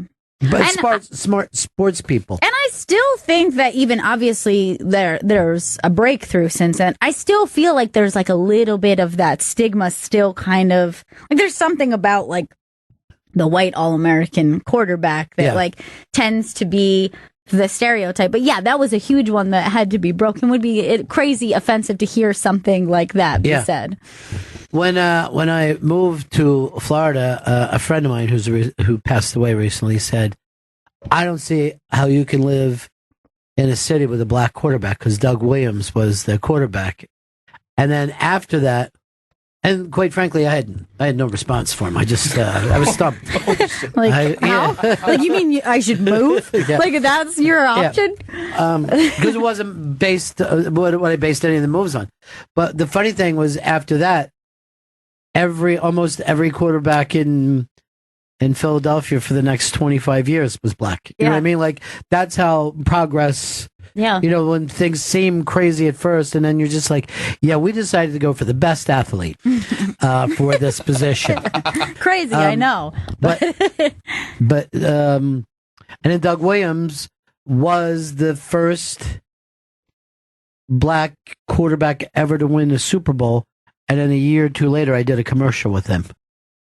That's really? Yeah, that's fucking isn't great. that? And it was in my mind. I was like, oh man, isn't this weird? This came up to me, you know. This was brought up to me like 12 years or 9 years ago. Yeah. And here I am doing it. And we did it local, but Super Bowl spot. Right. Isn't that crazy? That's crazy. Yeah, and everybody fucking in Tampa thought we were on the national. What the fuck, man? You guys got a Super Bowl spot. We were like, yeah, it just came into us. None of that has to do with anything. I just went on a rambling It's a cool story. spot. I'm literally loving and doing this and just holding this like this more and more every day. I feel like I don't have that option. You don't have that option. Am I allowed to pull this? Yeah. But no one in radio does this, so you don't have to feel that you I do see. You know what the thing I like about this is? You can relax backwards, yeah. Bring the mic to you. I like because it feels like a little. It seems a little more intimate with people. Yeah. Come into my world, please. Remember the other day that it was a big concern of whether or not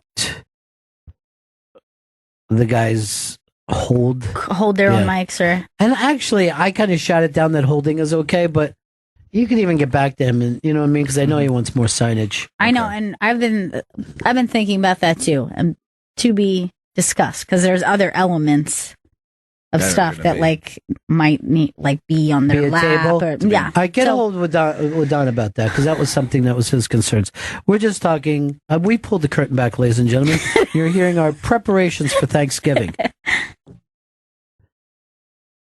My biggest concern is keep Jen's parents apart from each other, even though last year we thought they were going to remarry. Yeah, they're actually both coming now. Uh-oh. He's kicked out his girlfriend from the... Oh, that's great. So it's my mom and my dad. Look at these young professionals. Young professionals in the business. Young bucks. They're upwardly mobile too. Yeah. No, they all look like they're going places. Yeah, they really are. Somebody buttoned down. What do you think? They're at college? Yeah, they've got. I remember when I was a kid, college looked to me about as old as a kid could be, and now they look like if you told me they were high school, I couldn't tell the difference. I remember even just being a senior in college, and then the freshmen came in, and I was like, "Ew, did we look like that? Like stupid babies? Like you forget how like young, like you're like, oh, you were in high school 3 months ago. Obviously, you're not going to look. And like yet, when you're in high school and you're a senior, you look so much older than the 9th and 10th graders. Yeah.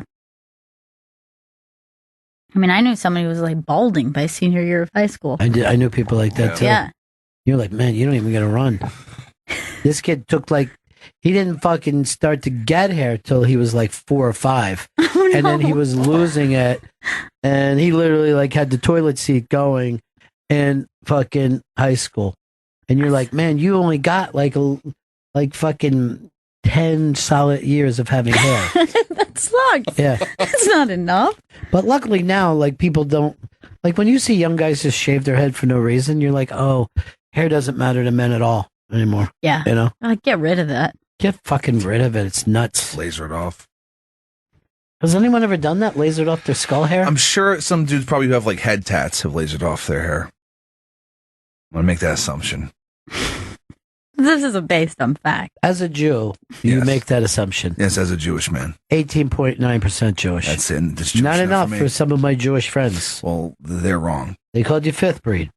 That's terrible. I didn't even know that existed. Jared Leto never watched Suicide Squad. Yeah. So I've seen half a movie more than him. I wish that I could say the same as him. Because that was maybe one of my worst movie viewing experiences. And it wasn't just because of the movie. I did not enjoy the movie. I didn't want to go to the movie. It was one of those things where I was like, yeah, I guess I'll go see it. And then I had one of my worst movie theater experiences where I had to sit next to a pile of garbage on one side. Then they ran out of seats, and the couple to my left decided that she would just sit on his lap. And it was like they were in full conversation the entire movie. Like just full conversation. Because it's a comic book movie and that's the way people act. I guess so. So I'm sitting between basically two piles of garbage and just constant talking. And I was just like, and I'm not enjoying this. I just started to be like, this is maybe my worst movie viewing experience. What's the big movie coming out this week? Blade Runner 2049. I would love to see that this weekend. I want to see it as well. Yeah. I hear the early reviews are fantastic, but I don't know if there's a reviewer that I trust these days. You can't trust them. You just have to go see it yourself. Do they bring back all the characters? They bring back the lady who goes, "You Blade Runner." Not sure. So. She's my favorite. Now, what year was it supposed to be during Blade Runner? 2019. So they got us down, though. That's literally what. I mean, they were 100% on. Yes. We all have these replicants. Yeah. Mm-hmm. The air is polluted. We speak a broken Spanish Asian language. Times Square looks pretty close to what they were doing. Yeah. Billboard's basically talking to us. Flying cars, not so much. Yeah, No. that's the one that I just don't know if we're ever going to get to that. We don't have flying cars, but we do have frying pans. Okay. A pan that you can fry in. They didn't see that coming, did they? I believe animals were outlawed or like almost extinct, so most animals were like replicant animals. Back then? In 2019 Blade Runner. Do they have You know a zoos? lot about Blade Runner. Really like Blade Runner. Give me another fun fact. His favorite, because he's a sci-fi guy. Yeah. But old school sci-fi. Am I correct when I say that? Because Dune is his favorite. I love Dune. And Dune is something I can't even watch. I've never seen Dune, but I know it's quite polarizing. Give it a I know shot. that a lot of people really think it's like the worst movie ever. When here's my kind of sci-fi that I like to watch. I like it to be about the human condition. You know what I'm saying? Yeah. And I want there to be some stress on the human race. Like, is this good for us or is this bad for us?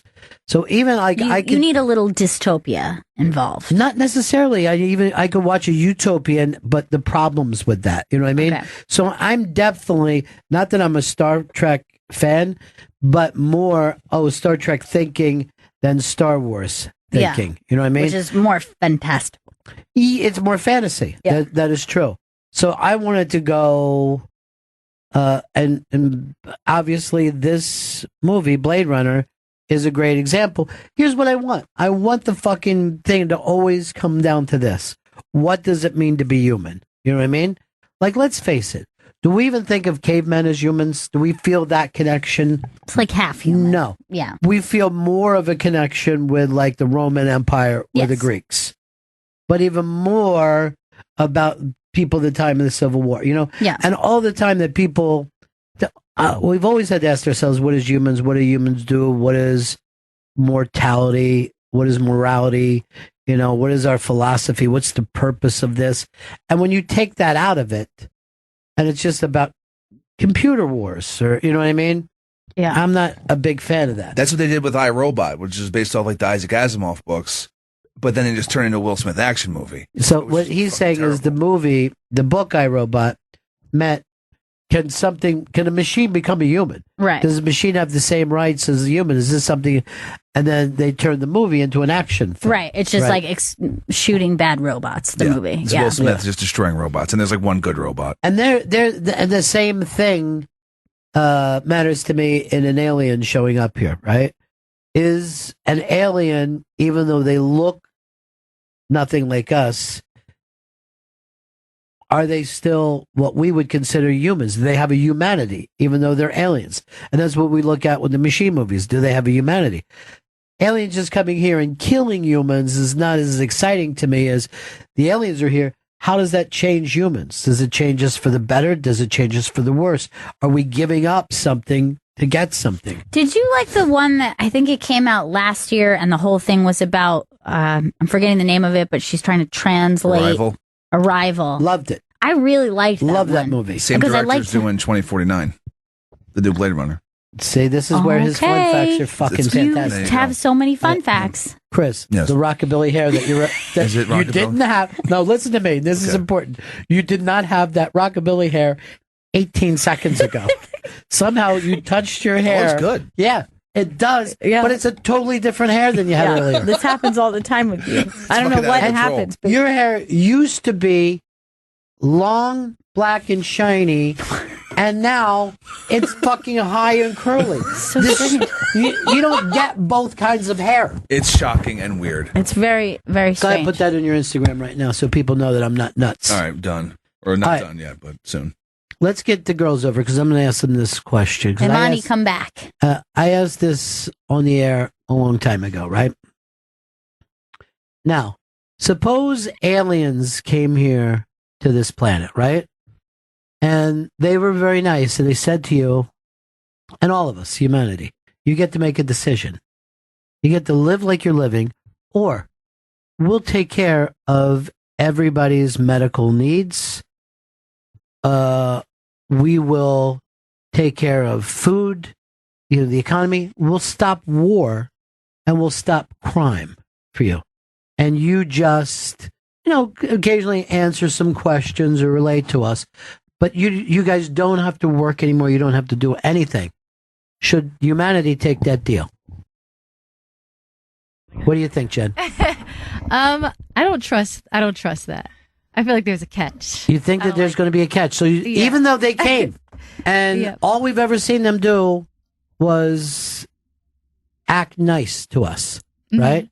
And it's not like we were giving them anything. We're just basically taking what they offer. And they say, we're going to be hanging around anyway. You know what I mean? Like we're here. But we want to do everything for you. And you'll have nothing but free time to do other things. Yeah, what would you say? Yeah, I mean, if you could guarantee that wasn't a shady deal, you would go, just look at it from this point of view. Is this the way that things were meant to evolve? You know what I mean? Right. Like, is there a purpose that you would have these beings almost godlike with their abilities arrive here and have this? I think that you would have to consider it. By the way, they're curing disease. Yes. Curing disease. Okay? Cancer is gone, polio's gone, blindness, whatever you're dealing with. Now, all three of you young ladies said no. When I first posed this, it was an all-male staff. They didn't stop for a second. They were like, fuck yeah, let's do it. Let's do it. And my problem was, that was our end game, is to become somebody's pet. Right. You know what I mean? Like, not for nothing, not even thinking that they were going to, like, I'm not even suspecting anything, but is that what we want out of our life, just to lounge around? Well, I think my biggest issue with it would be if your purpose is to come here, study us, figure us out. Yeah. Observe us, not harm us. Yes. You can only know us by knowing the pain that we go through, the struggles we go through. Because that's humanity. That is humanity. So that's a different experiment. Like you're saying, can we experiment with your planet by seeing what happens if we give you a utopia? But you definitely won't know humanity as it is. Like you can't study it without saying we have heartbreak and loss and tragedy and cruelty, and that's part of who we are. Up to this point, that has been part of who we are. And is it our job to get over that? Not to have a superior species come in. Because even though people feel like these are the worst times ever, we're better off now than at any other time in history. There's little chance that Cossacks will come in and rape everybody and kill people, particularly Chris's people. Right. You know what I mean? The Lithuanians. But there was a large part of this planet had to worry about the Mongols forever. Yeah. These motherfucking they just come in and they just burn.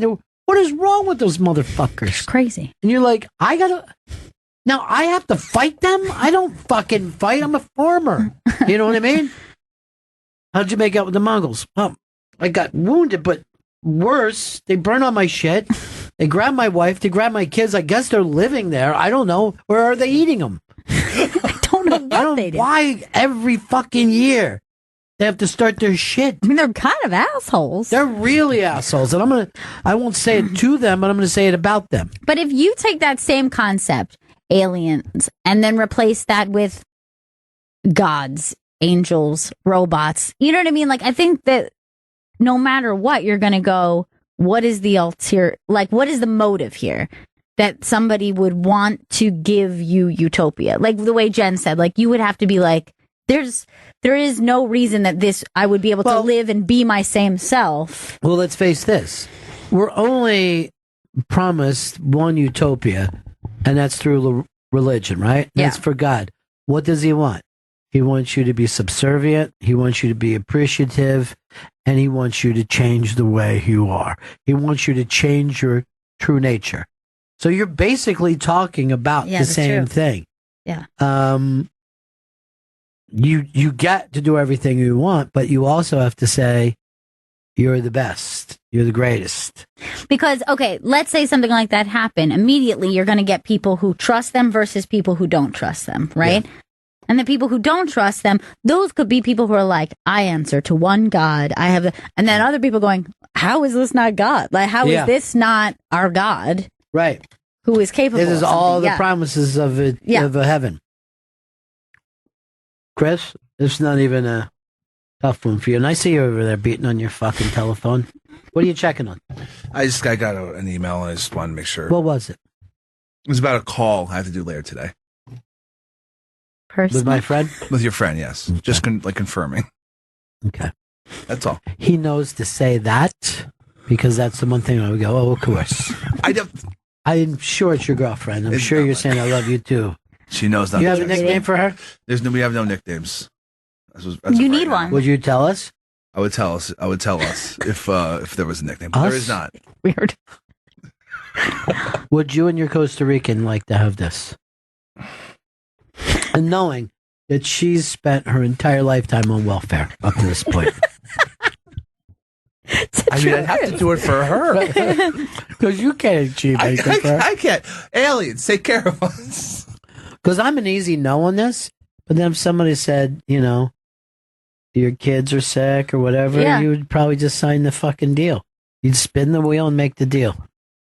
This could be a great movie that we do. Could we call it Spin the Wheel, Make the Deal?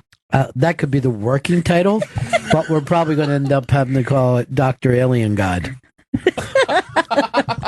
I am Dr. Alien God. Yeah. And I think we can get Colin Firth to play all the characters. All of them? See, stutter? I'll just say this, call him first. You always do. You know what I say. Yeah. Call him first. No, for this movie, I'm going to get Matthew McConaughey. I definitely have to get him. Will he be like the hero or he's going to be like an alien? No, he's going to be the hero. The alien will be Jim Carrey, probably. Comedic. Yeah. Fun aliens. Why not? You know what I mean? Yeah. Who said they don't laugh on their fucking planet? It is a utopia, How could you have a utopia without laughter? Chris wants a Jutopia where his people get together. Please, I just want a place where we're all safe and happy. That's all. Why is that too much to ask? You guys have one. It's not very safe. Hey, Stu in Canada. Hey, how you doing, guys? So goddamn good. I just listened to that conversation and thinking how much it almost sounds like you're talking about Kim Jong-un and his people with us and aliens and how they must feel about people in the rest of the planet. Yeah, I guess there is some truth. I don't know what they hear about us, the North Koreans. They probably hear that we're wide-eyed weirdos. Yeah. You know? I know. You know they're talking some smack. Yeah. That's for sure. Well, you know what? Come to one of our Sunday buffets and see if you don't want to join us. You bark soup drinking poor bastards.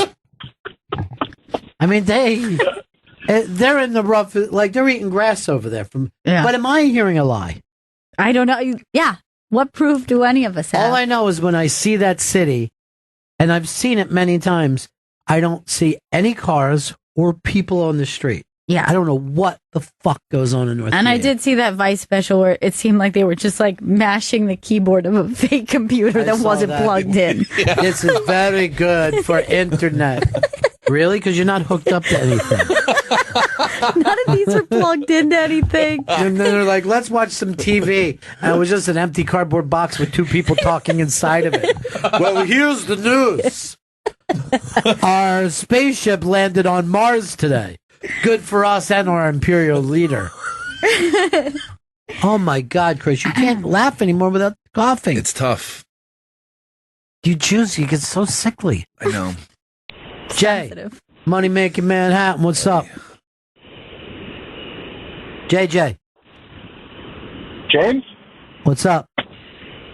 Yes. What's going on, guys? I don't know if you remember Twilight Zone episode called To Serve Man. Oh, and it ended up being food?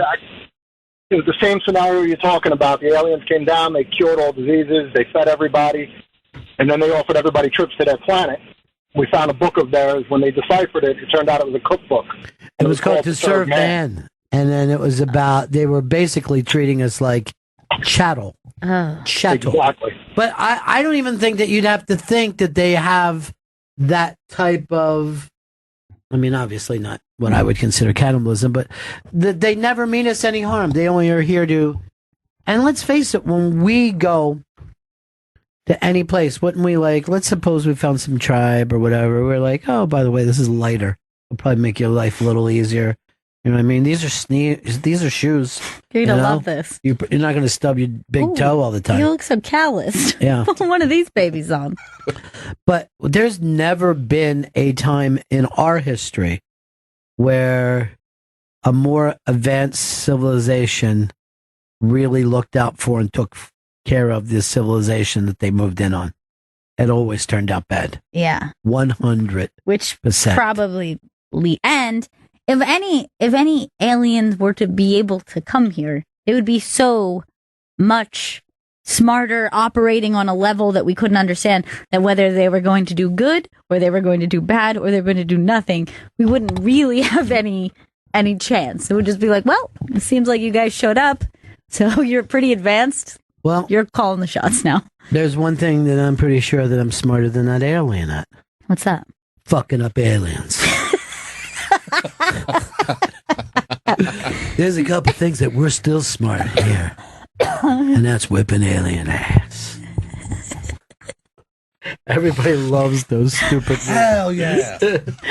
I came here to do two things: eat a granola bar and whip a fucking alien. Guess what? Looks like I'm down to the last bite of this granola bar. You know, I love the line. I just wonder if we could just shorten it a little, just to make it a little zippier. I'm just going to take a tiny bite of it first while I'm looking at your ass. Eat the whole thing. All right. Are you in the movie theater, Chris? Yeah. I mean, that's because I was on set, and I was stopping his direction.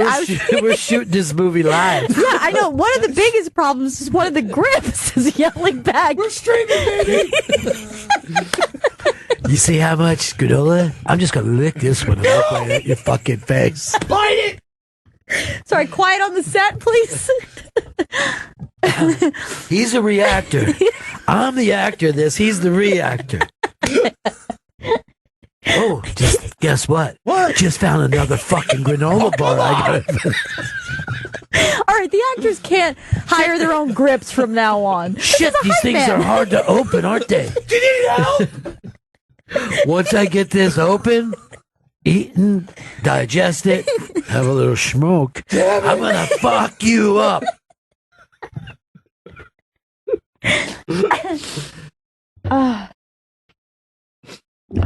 I wonder how many times those action stars are just like, I got an idea in this scene. I'm supposed to beat up 5 guys, right? Why don't I beat up 10? Make it a little more realistic. Well, this is up on the iBank too for a couple of days ago. George Foreman has offered to fight Steven Seagal. And, and he goes, I'll box Steven Seagal. You can do whatever the fuck you want. And it is... Not weapons, though, right? Foreman doesn't care. He needs to specify. It's a ridiculous thing, and yet I'll pay for this if it comes on. Hell yeah. I'll fucking pay for this. I would as well. Is Dave in the building, or what's going on, Vito? Dave's here? He's here. So let us know when that stuff comes up. All right, we'll break. We're right back with our friend who's got a brand new special. We'll tell you how to get Dave Smith. But first, I want to talk to you about Ring. Ring's mission is to make neighborhoods safer. Today, over 1 million people use the amazing Ring video doorbell to help protect their homes. Ring knows home security begins at the front door, but it doesn't end there. So now they're extending that same level of security to the rest of your home with the Ring Floodlight Cam. Just like Ring's amazing doorbell, Floodlight Cam is a motion-activated camera and floodlight that connects right to your phone with HD video, two-way audio that lets you know the moment anyone steps on your property. See and speak to visitors, even set off an alarm right from your phone with Ring's Floodlight Cam. When things go bump in the night, you'll immediately know what it is, whether you're home or away. The Ring Floodlight Cam lets you keep an eye on your home from anywhere. Ring Floodlight offers the ultimate in home security with high visibility floodlights and a powerful HD camera that puts security in your hands. With Ring, you're always home. Save up to $150 off a Ring of Security kit when you go to ring.com/comedy. Ring.com/comedy. That's ring.com/comedy. Welcome back to Bennington. Dave Smith is in studio. Dave's special, Libertas, is available now on Gas Digital Network, and you can also hear Dave on Part of the Problem and Legion of Skanks. Go to gasdigitalnetwork.com to subscribe on Twitter at Comic Dave Smith. Dave Smith, good to see you, my friend. Congratulations for this. Yeah, it's awesome. It's good to be back. Good to see all of you, my good friends. Let me just say this. During this special, I'm watching it, and something occurred to me. First of all, this fucking special is great. Oh, thank you so much, man. I'm not even kidding you when I say this. This looks like your third special, not your first. Your stuff is your stuff. It's your personality, your writing, your point of view. It's really, really solid. But something occurred to me. I'm like, holy shit. As long as I've known Dave, I guess this is the first time I've seen him do stand-up. You know what I mean? Because I go, well, this is so smart and well put together. And then I'm like, oh, I know, because I just know you from the Skanks. And you're trying to yell Lewis down. You're not just a There's lots of people who think I've just been lying to them about being a stand-up comedian for the last few years. This is to prove everyone wrong. I swear to God, I do stand-up. Well, it is, though, because that's like I guess that's just the goofy world we're in now, because it used to be completely the opposite, right? Like you would get known for your stand-up chops, then maybe get a show, but but now to me, I mean, everyone who knows me from like the podcast world or the radio world or something like that. Like in the podcast world, I've done like a lot of like huge shows in the radio world. I do Bennington, which is now the biggest radio show on the planet. And I say this without looking at the numbers. Yeah. But you know what I'm saying? But then like the stand-up, this is kind of like my first big project I've put out. So yeah. And it's true. I know you from all kinds of panel shows all the time. Well, right, and I do all that stuff, the political stuff. Yeah. You know, like every comic dreams of. Yeah, but being on Fox Business. But you do in this stuff, there are things that could be thought of as political, but I thought of them more as philosophy. You go to places where no one is arguing with you, or you don't have to make the case.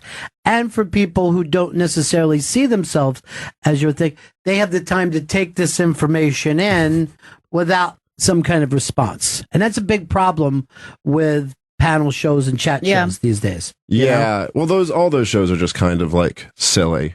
Like, they're fun to do, but it's just a silly idea. It's a silly idea to have a conversation about the most important thing in the world in a 30-second soundbite. Yeah. Like, what adult would actually do that? And I'll be going next door to do one later on today. But I'm just saying, like, what adult would think this is a good way to get information? Well, a lot of times, let's say, suppose it's on gun control and you're watching, one side versus the other side. You're going to now lock in with the person that you already have. 100%. Which keeps you from being educated about any of it. Yeah. You know what I mean? It is very difficult.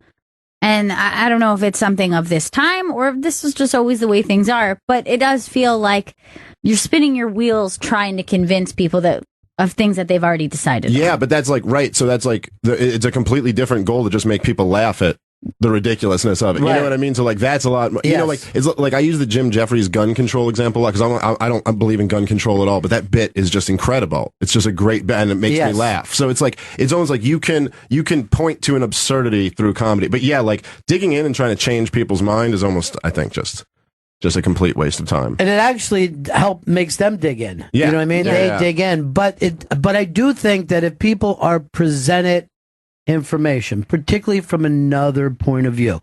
Like, for instance, when it comes to kneeling for the flag, to me, which I think is silly, but I also think it's somewhat silly for white males to go, black people have it made, and this is the greatest country, because it's hard to find their point of view. So it's a weird thing. It's like, I have to pick one of these two cartoonish oversimplifications, neither of which it really represents anything like reality. You know what I mean? But like, and both sides are like that. Yes. Like, it's like, But even if it's not a problem, it's hard for me to understand what it's like to live and work a farm. I've never done it. It seems to me, if I'm going to be honest, kind of easy. And yet I hear from them it's not. You know what I mean? Because I know if I'm my own boss, I know I can sleep in. Let me I give would you think farmers would sleep in. My New York perspective on farming, okay? You wake up around 3 p.m., you high-five a couple cows, jerk one of them off, you go take a nap. But if you take the time to get to meet farmers and you find out that they're moving on this thin thing of profit, I mean, it's almost impossible for a single person, a single family to keep a farm going, then you're like, oh shit, I didn't know that. I kind of think farms is good for us as a society. Is there anything we could do to help? Right. You know what I mean? Is there a way to keep farms out there and not have them all be corporates? But you need to get information brought to you in a way that isn't calling you a cocksucker or a Nazi or a communist or whatever shit that we do all the time. Isn't it crazy? Like, it does, maybe it's like just because of social media, and we always would have been this way if we had the internet, but it does seem like we're just more, like we just hate each other more than ever before. And it's not like, it's kind of this weird thing where it's like, all right, like if we're talking about healthcare or gun control or like issues like that, obviously whoever's wrong, if you get this issue wrong, people die. I mean, like if you're talking about healthcare and someone's got a better case than the other one, like people die. And same with gun control and stuff like that, or like one way or the other, really bad things happen. So it's like, I get, but it seems like now we come at it from the perspective of like, if you're against healthcare, you want to kill kids. Like, it's like you want to, like the other side is like evil to everybody, to both sides, which almost is just like, it's hard to even be a country that way. It feels like, because it's like, what do you even want to be with that person? Like, if you think we just elected literally Hitler, why would you want to associate with people who voted for literally Hitler? And that is absolutely true. Or like all during the Obama time, the right wing would say to the left wing, don't you fucking see this? Are you blind to this? And now it's literally what the left is saying to the right. Like, you will defend the person that was your guy. It's or unbelievable. Girl. Yeah. It's like you could literally, there's so many, like I think 90% of like the pop issue of the day on the news, if you just gave it to that person with the people flipped, they would take the reverse side too. Right. Like, you know, like if Benghazi happened under Trump, all the Republicans would be like, you can't question the military, you know, like of course. they would just flip it. I grew up like a kid in Brooklyn, like I grew up thinking there's no one more insane than like the religious right conservatives. And I'd say in my lifetime, the left has really given them a run for their money. Like at this point, it's almost like I don't know which group of all of you could. They're just all off their rocker. Chris, first of all, plugs every once in a while. I mean, it's a great conversation, but we're trying to move some fun. Dave Smith's in studio. Dave's special, Libertas, is available now on Gas Digital Network. Go to gasdigitalnetwork.com to subscribe, and on Twitter at Comic Dave Smith.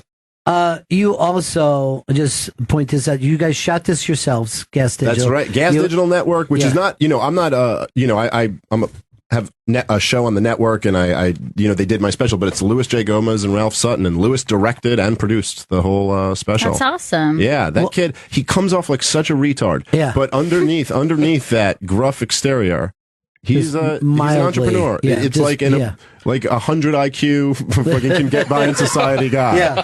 Underneath all of that. Now, you did this at the Triad Theater. That's right. Which looks great. I don't know why, you know what I mean? Yeah, like this thing looks great. And that, I love, like, and I know you get the history of New York. So that's Rick Newman that owns that started Catch a Rising Star. Yep. And I'm like, man, more people should shoot in this place because it looked different than a comedy club, but also different than the big, stupid, sweeping. Yeah, well, it's like it's got this like theater feel, but it's a small theater, like 100-seater or something in that area, which is nice because I can fill it.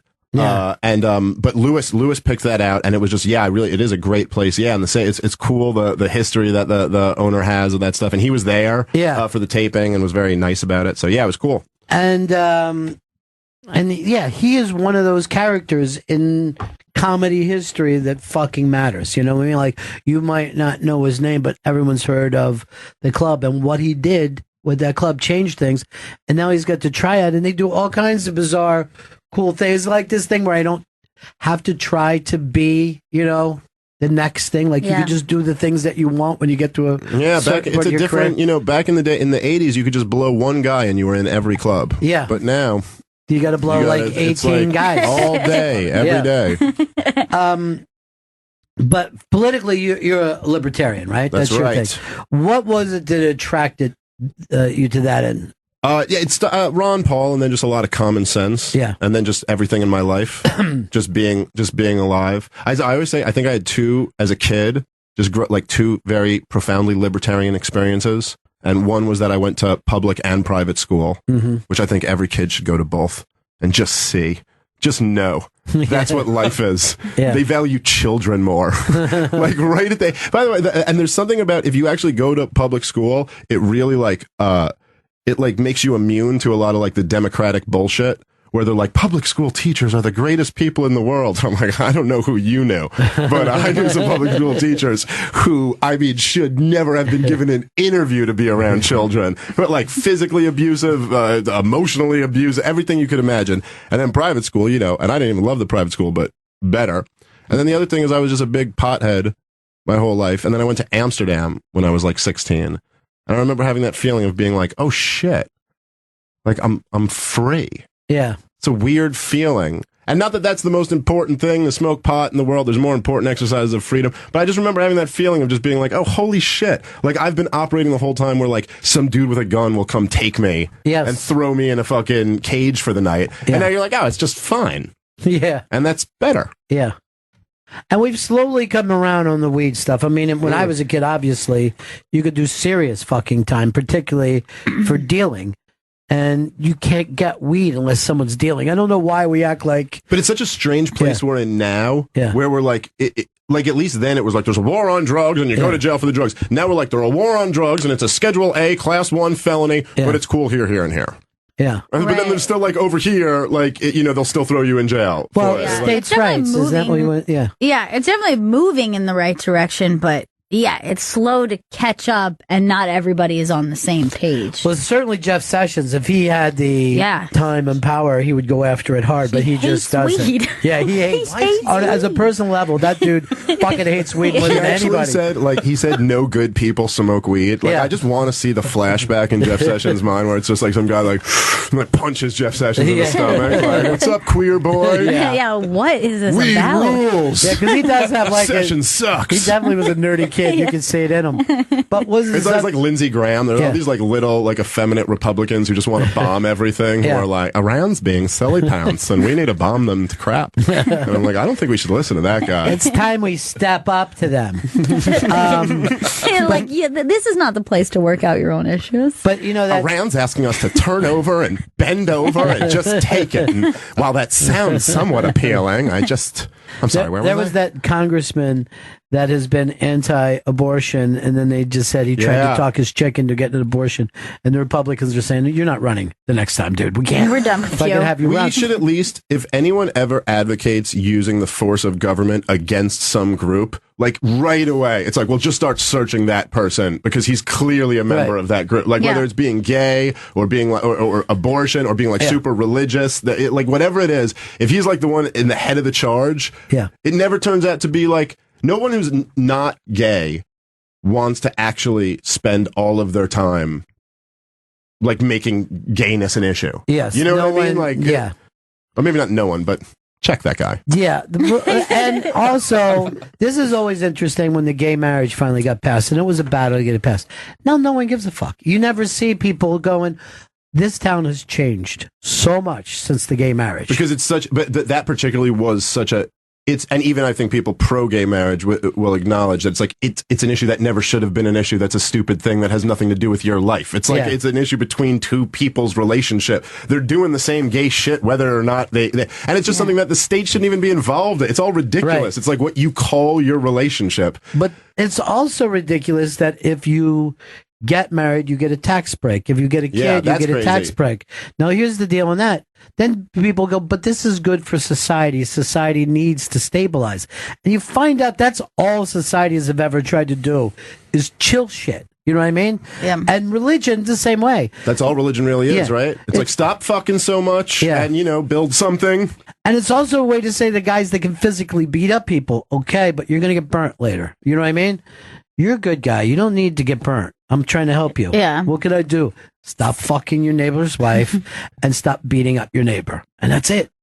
And even though, like, a lot of people who are like, if you take it literally, there's always a strong argument that this is all bullshit. But if you actually sit back and, like, look at it as a tool like that, you're kind of like, okay, well, it's this weird thing where, like, we're like part animal, but then if you go, hey, big guy, don't just beat up the smart guy. Let him own his property. He might invent something that makes your life better, too. That actually works out better for the big guy, too. Like, it's this weird system where you're like, look, people are probably never going to come together if you just tried to explain it. Like, it's better not to murder. Yeah. You got to be like, Sky Daddy says don't murder. And you're right. It's got to pay off for you yourself, even if it's just eternal life that really they don't have to. No one's ever came back and said, I paid you 10% of my money forever, and now I don't exist. Oh, man. That's the worst position to be in. Yeah. Just be like, oh, man, this sucks. But what would let's say if your libertarian ideas worked 100%, what would the United States look like? Not so united. Yeah. Not so statesy. All right. So less united than ever. Yes, I want divided anarchy. So you want divide up the states? Well, I just think people shouldn't have like half their income stolen, to support like bullshit, which is what the vast majority of it is. It's mostly like wars we shouldn't be fighting, throwing people in jail for reasons we shouldn't, and then just like a bunch of crony, fucked up people making all your money. So anything to reduce that. To reduce what is the Dave, federal government. We have to support the troops. They fought for our freedoms. The troops fought for our freedoms and our... All right, I changed my mind on everything. But that sounds like that's true. That's the number one thing that everybody agrees on. The troops. The troops. Until you have to... And they like libertarians, by the way. Yeah. The troops always give their money. If you the active duty military people gave more money to Ron Paul and Gary Johnson than they ever gave to Obama or Mitt Romney or any of these Ron guys. Paul looked like something was cooking. It did, and he had a thing that I think young people were really interested in. He had almost the Bernie thing going. He did. He's like opposite Bernie. It's the Bernie thing really like almost like erased the memory. But Ron Paul had an amazing thing. I thought we were really making some traction. And what happened? There was nobody to pick up that torch? Like Rand was supposed to be the guy, but he didn't really pick it up. And then the Trump thing just happened, and that just kind of eclipsed everything. And Trump did have this way of like sucking in anyone who was angry at the system. Right. He became the guy to like, well, there's no... it's like there was just like this thing like where it's like, you can't... I remember Kurt Metzger compared him to a suicide bomber, which I thought was a great analogy. He goes, the left goes on and on about how, Muslim blowback from, suicide. And he's like, well, the right's about to strap a big orange bomb to their chest. And it was kind of like, Trump was like, well, we can never actually get what we want, so we could at least throw this thing at them and make them miserable. Right. Like, it was almost like taking yourself out with them. Like, all right, fuck it. Because the Republicans are also, the Republican Party's freaked out by Trump and not enjoying this at all. Oh, the Republican Party was meeting to see if they could change the rules up to the convention. They lost the election as much as anybody did. Yeah, 100%. And I kind of feel like this has the potential to have more of a lasting impression, just if you look at the two parties on the Republican Party than it does the Democratic Party. I think. I don't know what the fuck's going to happen, but I think this whole thing's been broken wide open. Like, love Trump or hate him, I think something's big has changed, and there's no going back. I mean, that's for sure. Yeah, I don't think we'll ever look at the that as an office and ever think. I'm going to disagree. When President Oprah or President Tom Hanks gets in a couple of years, you're going to feel just the opposite. We're going to have an actor that people can believe in. But imagine if this would have happened with Rand Paul. Something really would, if Rand Paul would have had the same kind of heat that Trump got. Something interesting, because we don't think that he was ever in it for himself. You know what I mean? Right. Wait, did I say the wrong name? Ron was the I meant the Ron father. Paul. Yeah, if Ron Paul would have done this, because Rand, I think, is a Republican. Yeah. But Ron Paul's the better Ron Paul would have been very interesting because he was a thoughtful guy. He had a philosophy. He may not agree with it, but we could have seen how it would work.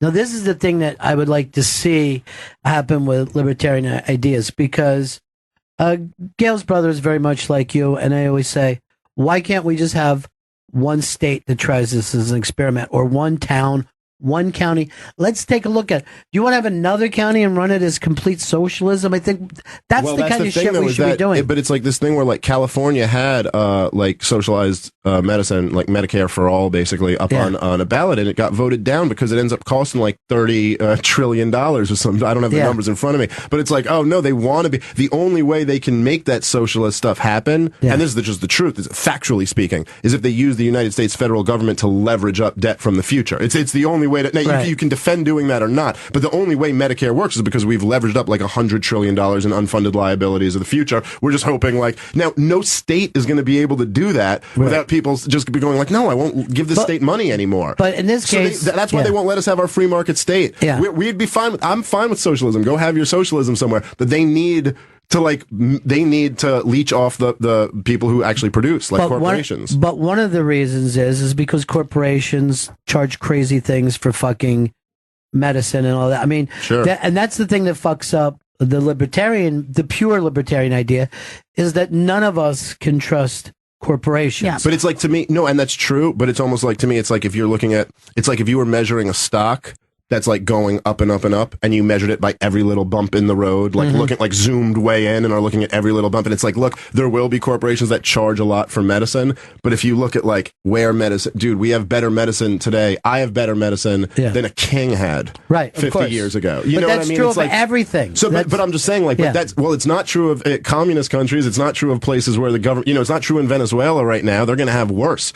So it's like, you just want, like, to me, it's like you want to have freedom and markets, and like things will get better. And it sucks when one guy overcharges, but it sucks a lot more when the government comes in and says, okay, we'll regulate everything, and then one company buys off the government. You know what I mean? Oh, so no, I agree with you. But is that just trading one master for another? Kind of, but one's like a voluntary master, and the other one's like one you're in a relationship with, and one is forcing you. Like, you can stop shopping at a corporation. You can't stop paying your taxes, from what I understand. At least that's why I'm paying them. Yeah, but if you can, please correct me. You also can't stop shopping at corporations. You know what I mean? Like, corporations, like, I can sit around and bitch about them all the time, and I've done nothing but work for corporations. But you at least get to choose the services. Like, you get to choose the services individually, and there's somewhat of a cleansing mechanism, meaning, like, if they're not pleasing the customers, they go out of business. Even the biggest ones, like if Kodak doesn't get on board with digital, they're gone, and that's that. And whereas with the government, you're just kind of like, well, like, do you want roads? Well, the Iraq War comes with that. You know what I mean? It's like you gotta get it all, and no one else gets to like force their will on people like that. Yeah, it's like if you get a call from some telemarketer, it might be annoying, but it's a lot more of a nuisance to get like a call from the IRS. Like that perks you up a lot more because you're like, oh, that's your master calling. Right. Dave Chris. Smith is in studio. Thank you. Dave Special, Libertas. Too deep. Yeah. Now, by the way, let me just point this out. This special is fucking hilarious. It's really stand-up comedy. It's not stand-up this on the comedy. special, yeah. Some of these ideas are in there, but they're very funny and they're put a way that's interesting. And it's not just funny, but it's also fun. But the thing is, it's fucking smart, Well, dude. thank you It's very a much. really- I appreciate that. And also, like, if you guys listen to Legion of Skanks, I'll just be racist too. Yes, so I don't have. if It you doesn't need have to. to be Yeah. just the smart stuff. So Dave's Special Libertas is available now on Gas Digital Network. You also hear Dave on Part of the Problem and Legion of Skanks. Go to gasdigitalnetwork.com to subscribe, and on Twitter at Comic Dave Smith. It's a really terrific special, and like I said, I'm proud of these guys for putting it together themselves. I didn't know that Lewis directed it. I didn't even think he could work a camera. But the kid has talent. Yeah. No, Lewis really is quite the entrepreneur, and it was literally all his vision. I mean, with the exception of like the material, Yes. everything else was Lewis. And the idea was that the idea of the opening was that Lewis. The opening was written and directed by Lewis, the entire thing, which I just loved. I thought it was the perfect opening. I did not expect they do like coming to the theater, and I don't want to ruin it for anyone, but I could pick up that that this is a Lewis type thing. But I did not expect you guys to do that since you shot it yourselves. You know what I mean? Right. I thought you would just be walking out, and it's interesting to see that this is also, we talk about technology. This couldn't have happened 20 years ago, probably even 10 years ago, to be too expensive to do. Yeah.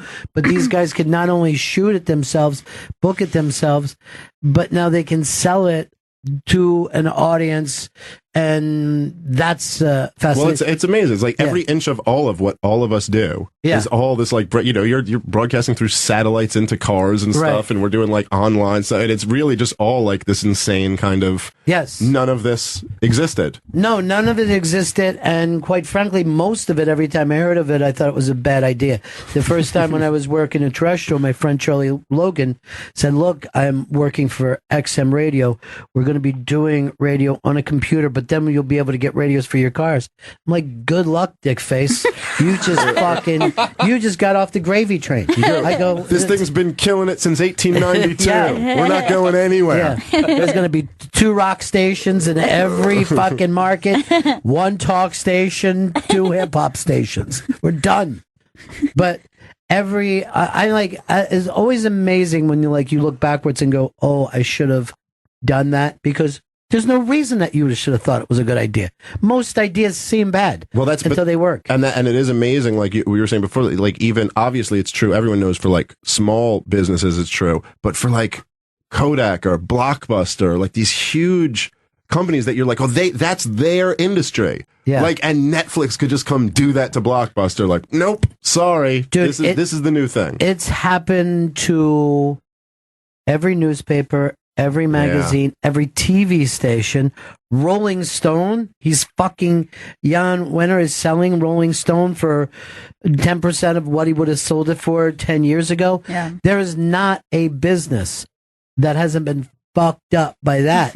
But in the same time, there's businesses that come from out of it, I don't know whether you guys saw the Hubble thing on 60 Minutes Sunday night. No, I didn't see it, but we can now see where stars are born, how there's these giant 100 light years apart, that chew up and it's heat, and they spit stuff out, and stars get shot out, come from a cock at the end of this multi-galaxy, right? These physicists are so smart, and no one cares about these nerds anymore. Like when they went to the moon, they were the heroes of the world, and now they're like, oh, well, we're making our own moons, and we're like, shut up, dork. Yeah. Football's on. But here's the interesting thing about it. You know what new stars are made out of? And they're made out of dead stars.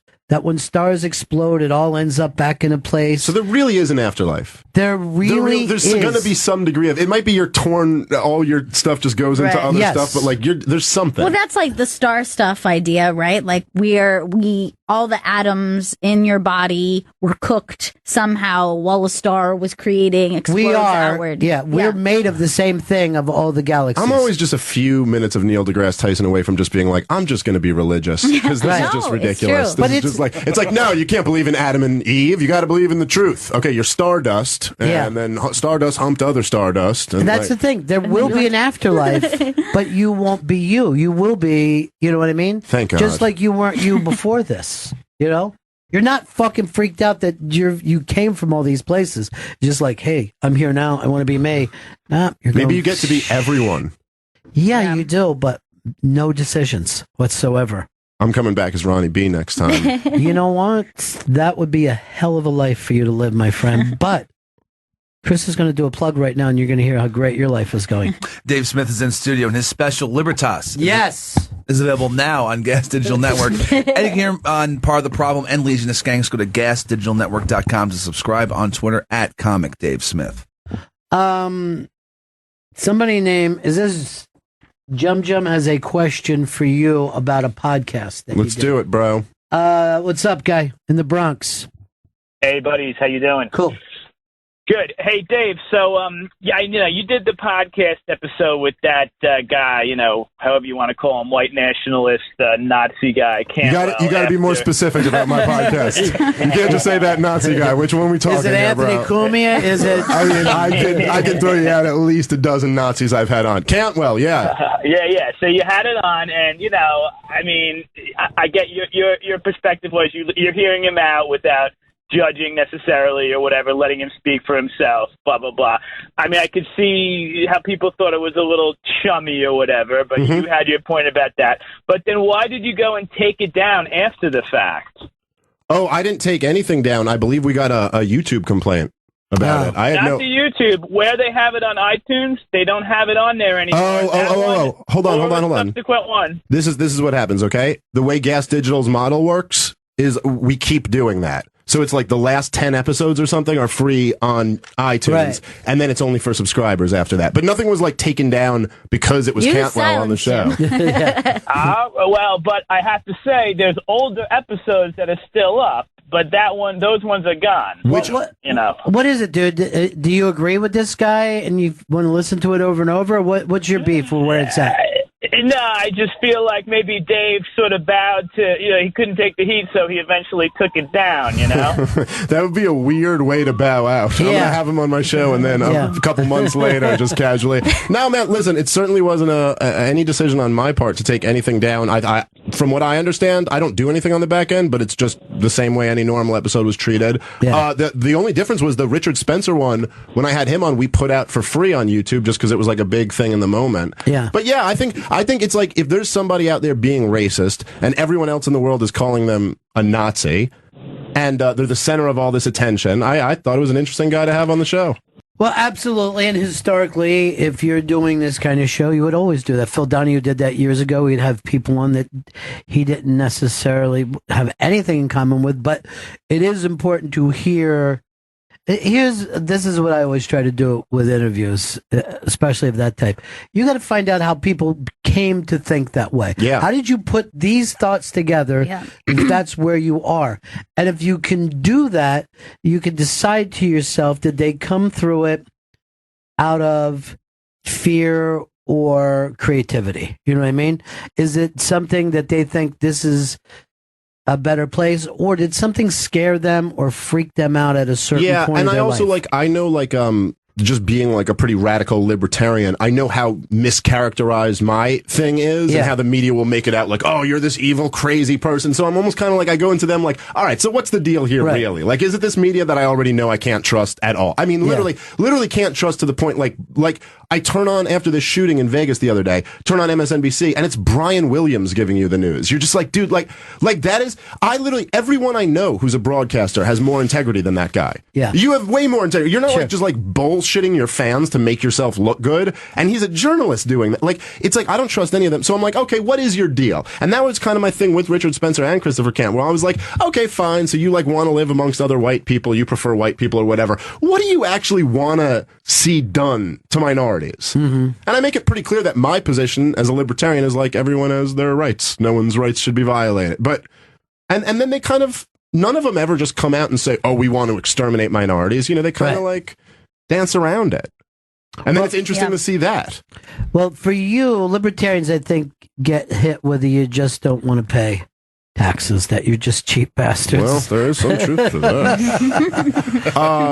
Yeah, I don't know. Yeah. I mean, I think that's like kind of, a caricature. I think like, red states give more money to charity than blue states do. So all these people who are so into giving other people's money to the government aren't like, I don't understand how someone like Bernie Sanders could sit there and be like, oh, I care so much about everyone. But when it comes down to his money, he pays 13% in taxes, uses every deduction possible, gives another 3% to charity, and then he's like, "Oh, I get to make 6 figures. Last year he made 7 figures. We'll see what he pays." You know what I mean? Like he doesn't actually pay his own money. He just so I don't know. I think those Koch brothers, who everyone demonizes, they give away like an insane amount. Every place that liberal people love to do performing arts stuff has Charles Koch's name on the side of it, which is also an odd thing. I mean, that's not exactly charity when you put your name on it, put your brand on it. It's Trump style charity. Yeah, well, he gets paid to put his name on it somehow.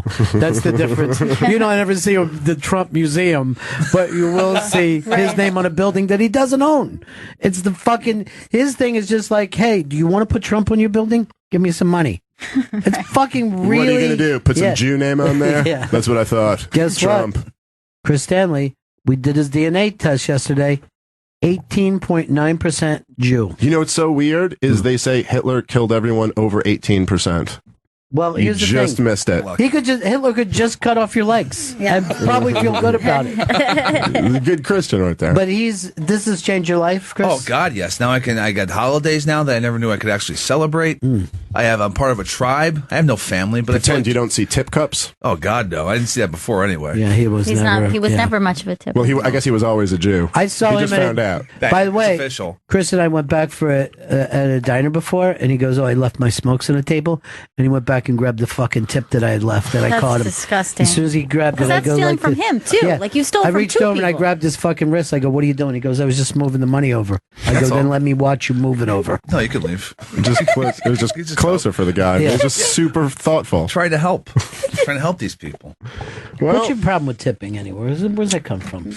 I don't know. I guess just being broke, so it's like hard to, You're broke because the drugs you take, the gambling you do. You that's make why bad you're broke. purchases. I do, that's a problem. You make bad purchases, Ron. You make bad hires. There's a whole list. There's a whole list of bad judgment going on here. It makes a good show. I say this: I make bad hires because it makes me feel better. You know what I mean?